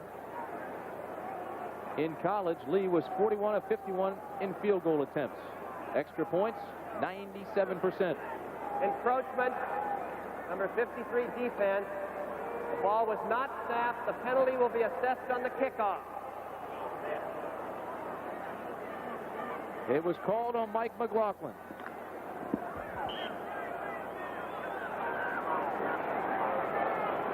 And if that's the case, something's crazy. He said 53, and Mike McLaughlin's an offensive player. Tony Lee's kick is good. We're tied up again. So, for the last 8 minutes and 44 seconds of this ball game, the two will battle it out. Right now it's tied, 17-17. The United States Football League is an exclusive presentation of ABC Sports. Today's game is being sponsored by Chevrolet. America's on the move, and Chevrolet is supplying the wheels. Chevrolet and you taking charge. And by Canon, proud to be the world's leader in 35mm photography and the official 35mm camera of the 1984 Olympics.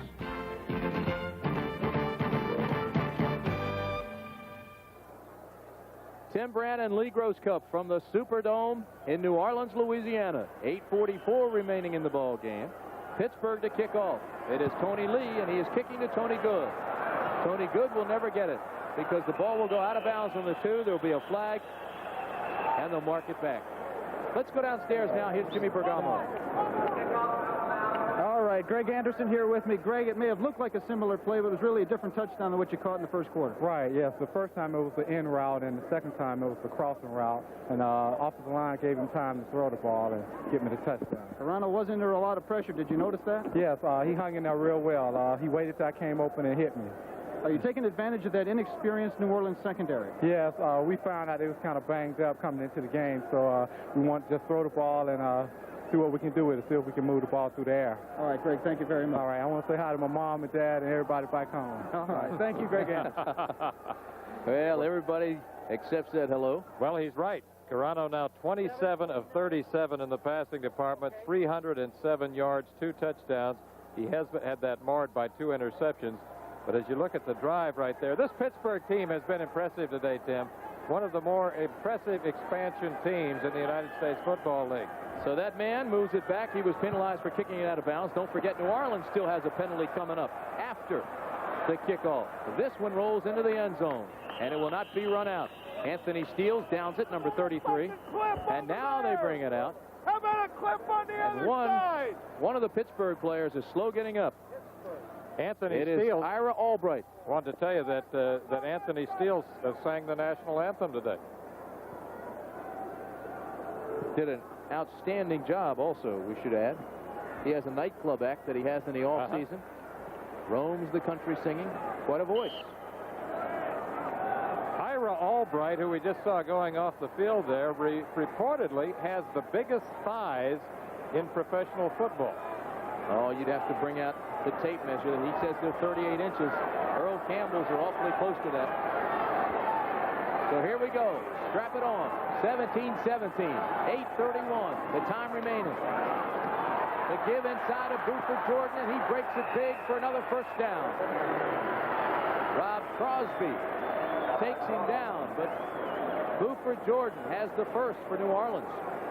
I like this rookie out of McNeese State. We've been talking about him all afternoon, Tim. I think that he's got just unlimited potential. You look at his numbers there. He's 6 foot, 222 pounds. He surpassed the great Charles Alexander and became the most prolific rusher in Louisiana collegiate history. Very strong, very fast. First and 10 from the 32. Johnny Walton has time to throw. Incomplete. This might be the most important drive of the day for the New Orleans Breakers right now, and Johnny Walton has got to go to work. We've talked about how he really is a coach on the field. This is first down for Johnny Walton as we look at the replay, and he's trying to go to an intermediate route. He's trying to find his tight end, no, his wide receiver, Marion Brown, number 82, on a curling route. The ball was tipped, deflected away. 7:44 remaining in this ball game. Second and 10 from the 32. Walton double pumps, now throws deep, has a man that's overthrown. It was intended for Dan Ross, and he had a step on the linebacker, Mike McKibben. Now that's the second time today that Johnny Walton might have thrown the ball with a softer, more looping trajectory. Dan Ross, number 86, is running a seam pattern here. You see him coming up the seam, breaking it back towards the post, and he has a step on the defender there, Mike McKibben, number 53. So you had a tight end running with a linebacker, and that's a mismatch. Johnny Walton, quite a story. 36 years old, 4 years with the Eagles. He backed up Roman Gabriel, played for the Rams, the Chicago Fire, the Eagles. He grew up playing cornfield football in Elizabeth City. 3rd and 10 for Walton. Throws deep, overthrown, intended for 85, Charlie Smith. And Charlie Smith was open. We talked about this earlier, Cupper. When Walton was with the Eagles, he threw a touchdown pass to Charlie Smith against the Dallas Cowboys to give the Eagles that win. Impressive story, and one that you just documented very well. We talked about Johnny Walton at the very top of the show. His wife wrote a book about him entitled Never Give Up. A chronicle of Johnny's years with the NFL and the World Football League. Dario Casarino punts it away. Not a particularly good kick. It'll hit way short. But it rolls halfway down the Bourbon Street. The 7-yard line. Dario Casarino, number 1. That was a 32-yard roll. Dario Casarino, Tim, we talked about his unique style of punting. Now watch how he literally throws the football up. See that? He throws it up in the air, and they say they never know if it's going to be a whip or an 80-yarder. He does say, however, that even when he shanks one, he has enough leg strength to kick it 35 yards in a shank. Well, he's 6'7" and well over 200 pounds, so he's not your typical punter. That was a shank. It went 61 yards, but 32 of the 61, all from the roll. Toronto backed up down, 1st and 10. Throws to Greg Anderson. Anderson has a first down, and here comes Pittsburgh. What a ball game.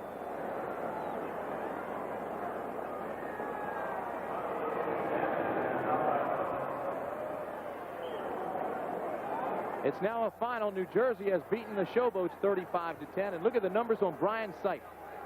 That's 2 weeks in a row that Brian Sipe has been red hot. Remember last week he had impressive numbers against the Los Angeles Express as he kind of upstaged the debut of Steve Young. Brian Sipe looks a lot like this guy. Glenn Carano, their styles are very similar. 1st and 10 from the 19. Pass is complete to Mike Shaw, the tight end, as he runs out of bounds and stops the clock with 6:09 remaining. It looked momentarily like Garrett Chase, number 45, had an interception. You know, Joe Pendry made the point before the ball game when we were talking to him down in the locker room that Carano now, the last 2 weeks, is putting it in the seams. He'll take chances like that. He's thinking winning rather than trying not to lose. He's becoming much more aggressive. He's improving rapidly in recent weeks. Out to the 30-yard line now. 1st and 10 for Carano. Anderson in motion. The throw across the 40 to the 43-yard line. Rambles Mike Rozier out of Nebraska. Heisman Trophy winner last season and the best ball carrier in Big 8 history. Single back right there. Rozier, the I back. Good draw execution right there, and you see some of the fancy footwork as he gets into the secondary. But basically, as I said earlier, he is a north and south runner. Rozier has 44 yards now and 13 carries. The clock is down to 5.5 minutes. 1st and 10 for the 44. Carano under pressure again. Throws across the middle of Mike Shaw, and it's complete. Into New Orleans territory before Bruce Miller trips him up. A moment ago, you likened Glenn Carano to Brian Sipe. I think they're very similar in their styles. And there is Mike Shaw, the tight end, number 87, over the middle. 6 catches for him on the afternoon. And he's brought down by number 40 in the secondary. That's cornerback Bruce Miller. Glenn Carano is red hot. He's now 30 of 40 for 336 yards. His best game ever. 2nd and 4. He's going to throw again. Out pattern. Incomplete, intended for Mike Shaw. Bruce Miller, good coverage that time.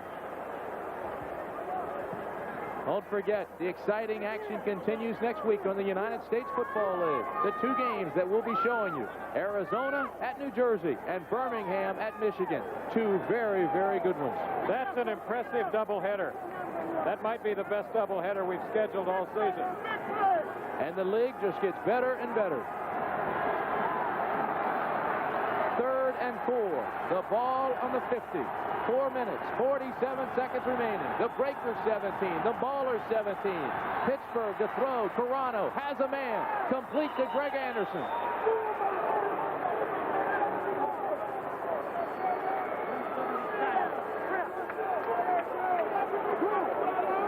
Greg Anderson came into the ball game with 19 catches. Carano getting good protection now. And he shows a lot of poise. He takes this extra time. He sets up, and he drills that ball over the middle to Greg Anderson out of Alabama State, a second-year player who caught a lot of passes last season for the Birmingham Stallions. 28 catches for Birmingham and 5 touchdowns last year. 1st and 10 from the 35. Blitz. Jackie Flowers has it. Well, his streak is broken. He didn't pick up the 1st down, but it was a clutch catch when Carano was under a lot of pressure and just unloaded it. Glenn Carano reads the blitz well, and we're isolated here on Jackie Flowers along the sidelines. He sees the pressure, and he pulls it up short. He hooks up short, and he actually saves Carano by doing that. He has 10 catches on the afternoon. And what a day he's having. Great concentration. You just see him look the ball in and tuck it away before ever thinking about running. He has 20 catches now in the last 3 games. Carano looks at the defense, calls an audible. 2nd and 3, 30-second clock, almost down. Man-on-man coverage, he goes. Fade pattern complete against Miller. That was a great read by Carano. He saw the man-to-man coverage was rolled up on the outside. He saw Greg Anderson, called his number on the fade, and made the pass. Everything you said is absolutely right. A quick read by Carano, and now he throws one of the prettiest fade routes I've seen this season. The ball is thrown to the outside, looping trajectory over the outside shoulder along the sideline.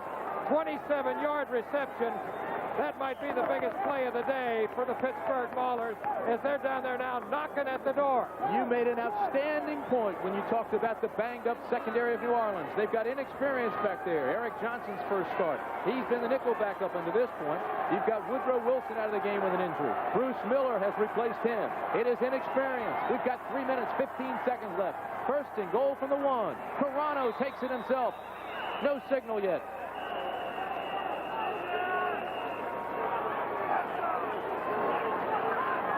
It'll bring up second and goal.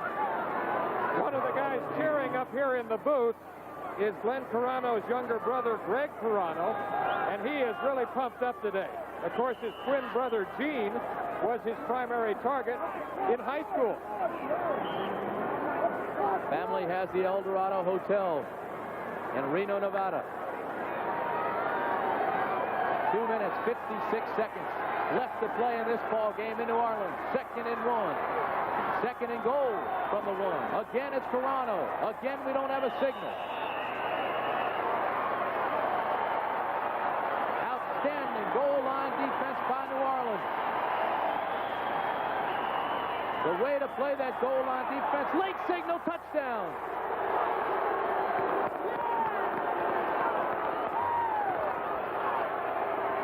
The referee must have been waiting for him to umpire to see where Carano was. Yeah. Glenn Carano, for the second week in a row, calls his own number. And remember, all that has to happen is for the ball to break the plane of the goal line. It is very difficult to see from this vantage point, but it looked like the initial surge was enough to propel Carano into the end zone. Tony Lee for the extra point. And it's good. So Carano, right there, bangs his way in on the quarterback sneak behind Chuck Corral and Don Corbin. There's your score. We've got 2:46 left.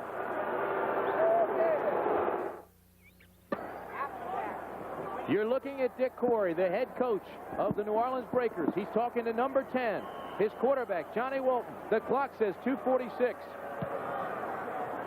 A squib kick. And it'll go out of bounds, so they'll back him up again and move back, penalize him, and a flag. The flag lands right on the shoulder of David Bale. A squid kick. You've been eating too much seafood, partner. Squib kick. Free kick. Keep it on the ground. Free kick. Re-kick it. There's the scoring drive. 93 yards in 10 plays. 4:31 of the clock. 24-17. Marvelous drive by the Maulers, and what a day Carano is having. 33 of 44, 385 yards, 2 touchdown passes, and he has scored one himself for the second week in a row. Let's go downstairs very quickly. Here's Jim Bergamo. All right, Glenn Carano, second straight week, you've taken it in yourself. Well, I like those quarterback sneaks from about the 1-yard line. Obviously, you still are taking advantage of that secondary. Well, we're doing a good job against our receivers and catching the ball real good, and the offensive line's doing a good job, and I'm happy to hit them. All right, Glenn, thank you very much. Let's go back upstairs. Okay, Tony Lee will kick it off again. The deep men. Tony Good, number 31. Last time it was a squib kick. They don't want a big return. This time he'll kick it away. It'll be Tony Good on the 6-yard line. Breaks to the outside. Good coverage by the special teams of the Pittsburgh Maulers. Now, they say Johnny Walton is one of the best 2-minute quarterbacks in the game of football in any league. He now has a chance with 2 minutes and 31 seconds left as you look at Johnny Walton. And keep in mind, Lee Grosscup has already told you that the book that was written by his wife is called Never Give Up. And he's been in games like this before, Cup. He is one of the best hurry-up offense guys in the league, as you pointed out. And earlier this season against the Chicago Blitz, he rallied his team. Then the Blitz came back, tied the game. And then in overtime, Johnny Walton found Frank Lockett for the winning touchdown. So they know what overtime is about. Shotgun formation for Walton. Shotgun draw is to Buford Jordan. That was a big gainer before. It's a big gainer this time. First down, New Orleans. Buford Jordan.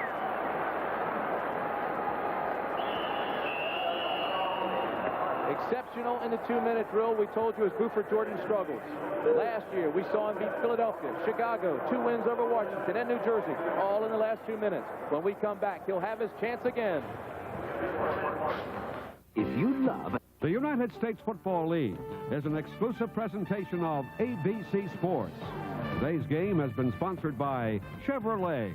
America's on the move, and Chevrolet is supplying the wheels. Chevrolet and you taking charge. By Lowenbrau. When you want the taste of a truly great beer, there's really only one. Tonight, let it be Lowenbrau. And by IBM and the new IBM PC Junior, a bright little addition to the family, designed by IBM to make computing easy for everyone. New Orleans Breakers. He's calling the offense now. He has 2 minutes to work. 24-17 is our score. Shotgun, quick release. That's Charlie Smith. Charlie Smith out across the 45, close to a first down. He's got it. Larry Friday pulls him down after he has the first down. I thought we were going to see the hook and lateral there for a minute. Charlie Smith catching the short hook route. Back to work goes Johnny Walton out of the shotgun. We're down to 1 minute, 50 seconds left. Again, it's Charlie Smith to the 40-yard line. There's a flag. It's called on Larry Friday, the defensive back. Last year, we televised the Boston Breaker Philadelphia game. One of the most exciting games I've seen in a long time. Walton's pass to Charlie Smith was tipped in the end zone. Frank Lockett made the catch as time expired. Johnny Walton from the shotgun throwing to Charlie Smith, and he's hit hard by Larry Friday, the free safety man, number 27. Looks like personal foul, Tim. Personal foul. Unnecessary roughness, number 27, White. First down. It was Larry Friday, number 27. First down, New Orleans. 1 minute, 45 seconds left. They trail by 7. And keep in mind, this is a 2-point league. They can go for the 2 points for the win. I don't know if I'll be Dick right now. That'd be a decision. 3 fouls, 980 for fans at Superdome. On 1st and 10. Walton reloads, pumps, throws deep. The pass, incomplete. In 10, break cover by Delaney. Frank Lockett, we spotlighted at our show, says man on earth can cover him, man on man. Well, he's got 2 of them covering him right now.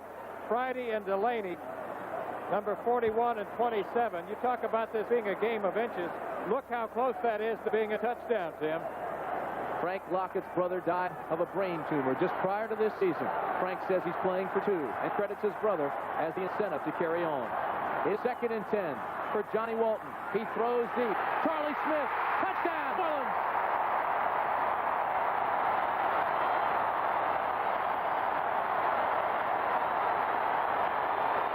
And listen to the crowd.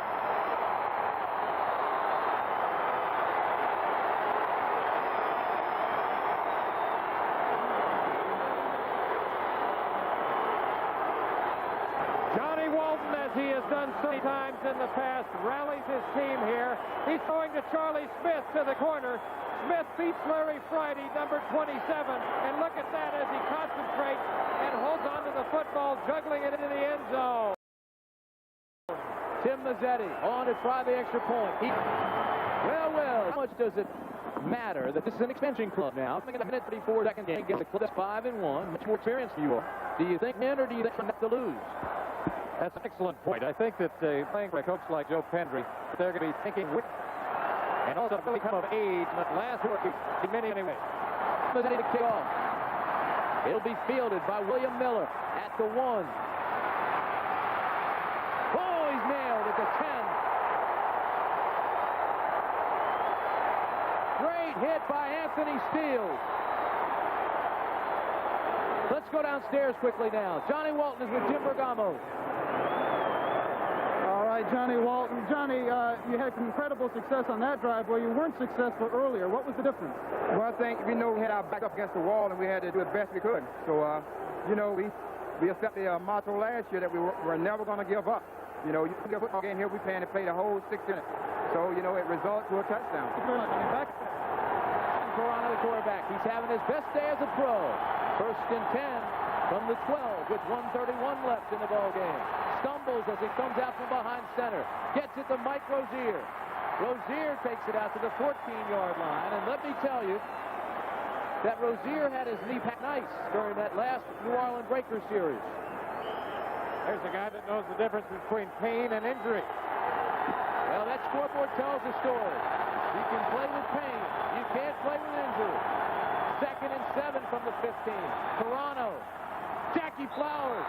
Great defensive play. Lindell Jones, number 23. Stayed in his hip pocket. Played him inside out. Made the read. Here is a key defensive play for the New Orleans Breakers. Watch number 23 cornerback Lindell Jones as he bats the ball away from Jackie Flowers, number 84, and that has been the most successful route for Flowers today. Listen to the crowd. Big 3rd and 7 from the 15 with 1 minute and 1 second remaining. Pressure.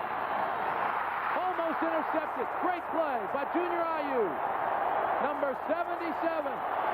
He comes in on passing situation. Played 10 years in Montreal.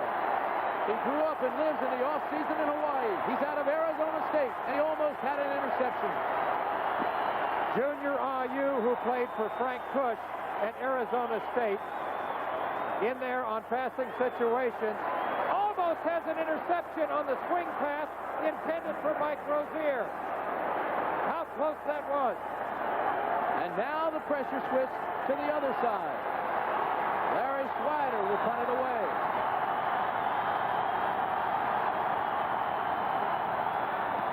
High spiraling punt. It'll be fielded on the 35. Fair catch by Woodrow Wilson out of North Carolina State. Clutch punt by Larry Swider. 49 yards on that route. So now Johnny Walton has 48 seconds to work. And that's plenty of time for him. He can do a lot in 48 seconds. He can do a lot, but can he go 64 yards? Remember, he's got the most consistent field goal kicker in the league in Tim Mazzetti. He is also one of the most experienced quarterbacks. Mazzetti is 7 of 8 in field goals. His longest is a 40-yarder. Shotgun formation for New Orleans. Shotgun. Draw. Buford Jordan. First down. Inside Pittsburgh territory. Driving, spinning, turning to the 44-yard line. 6 foot, 222 pounds. Buford Jordan. They have had tremendous success today with a shotgun draw on the left side. Look at the hole here as Buford Jordan turns upfield, and you see how strong he is. A gain of 21 yards. 35 seconds left. Incomplete. Intended for Marion Brown, number 82. It would have taken a great catch, but the pressure is on that man, Tim Mazzetti. He had a 50-yarder last year against Arizona. His longest this year is 40 yards. One more completion, and they are in his range.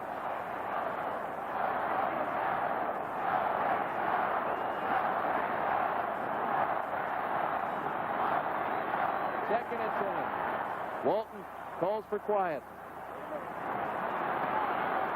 Buford Jordan almost explodes out of there.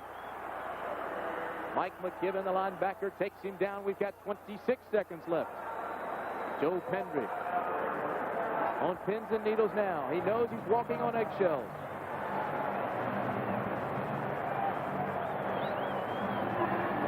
Dick Corey, the head coach of New Orleans.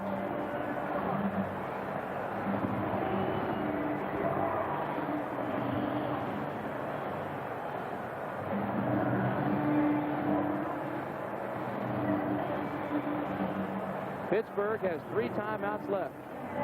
New Orleans just took its last one. 26 seconds left on the clock. So Johnny Walton has got to work the sideline. He's got to be ready for hurry-up football. And Tim Mazzetti may have to run onto the field in a hurry. Tim Mazzetti hit from 54 yards out in college. a 50-yarder last year against Arizona.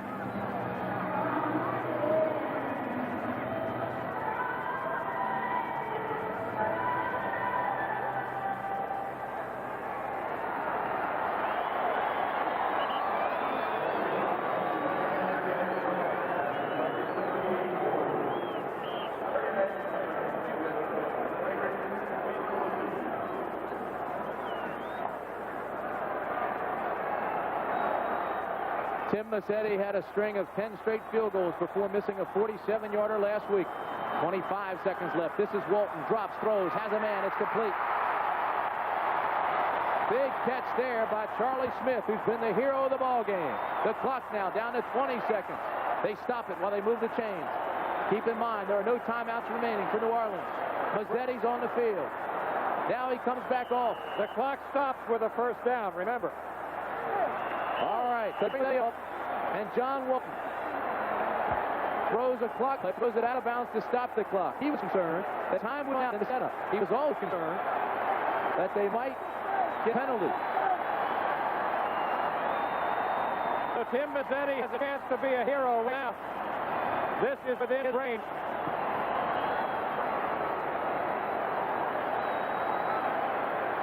It'll be a 41-yarder. He's already kicked a 33-yarder in this ball game. 17 seconds left. The kick is up. It's long enough. It's good. The whole stadium rocking.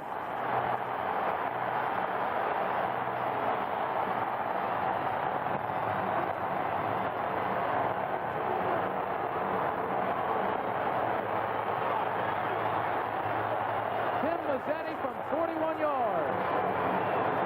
The Breakers lead 27-24 with 12 seconds left.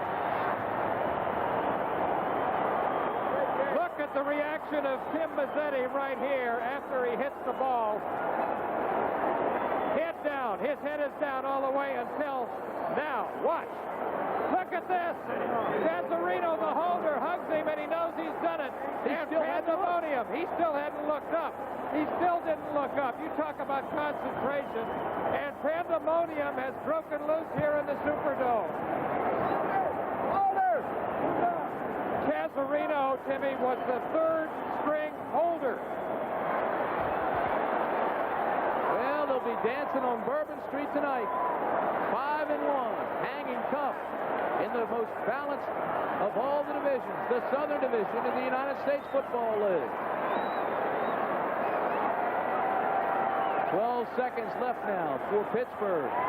Obviously, they have a chance, but by looking at the players, they feel it's over.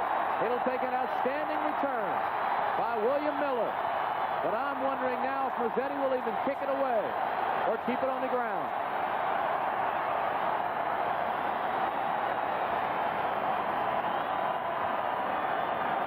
I think he'll squib it. Good kick, kick it on the ground, try to have an up man take it.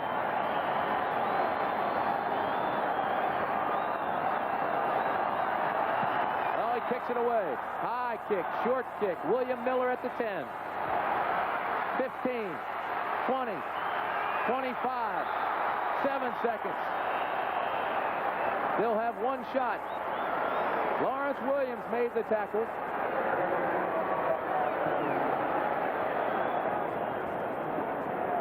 Tim Mazzetti, working with a third-string holder, may have kicked the winning points today. Nolan Franz is normally the holder. Joe Restic, the backup. But today, it was number 1, Dario Cazzarino, who held the ball for Tim Mazzetti. Quite a picture right there. Dick Torrey and Tim Mazzetti. You've got to love the Breakers. You've got to love Pittsburgh. They both had spectacular efforts here this afternoon. 7 seconds left. Glenn Carano going deep for Flowers. Incomplete as time expires. And the New Orleans Breakers have done it again. They've come from behind for the win.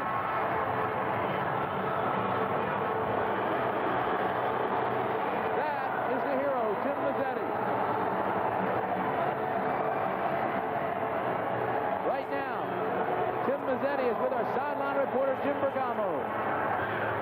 All right. right, Tim, what every field goal kicker dreams of, kicking the game winner. How did you feel going in? In front of a home crowd, that makes it even better. I'll tell you what, I have to mention this. We've had both our number 1 and the number 2 holder have been out. Dario Cazzarino didn't hold till Friday of this week.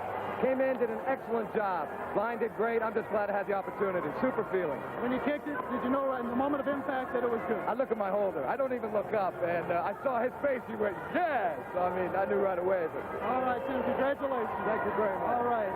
We'll have Dick Horace for you in just a moment. Well, Lee Gross Cup, quite a ball game, quite a finish.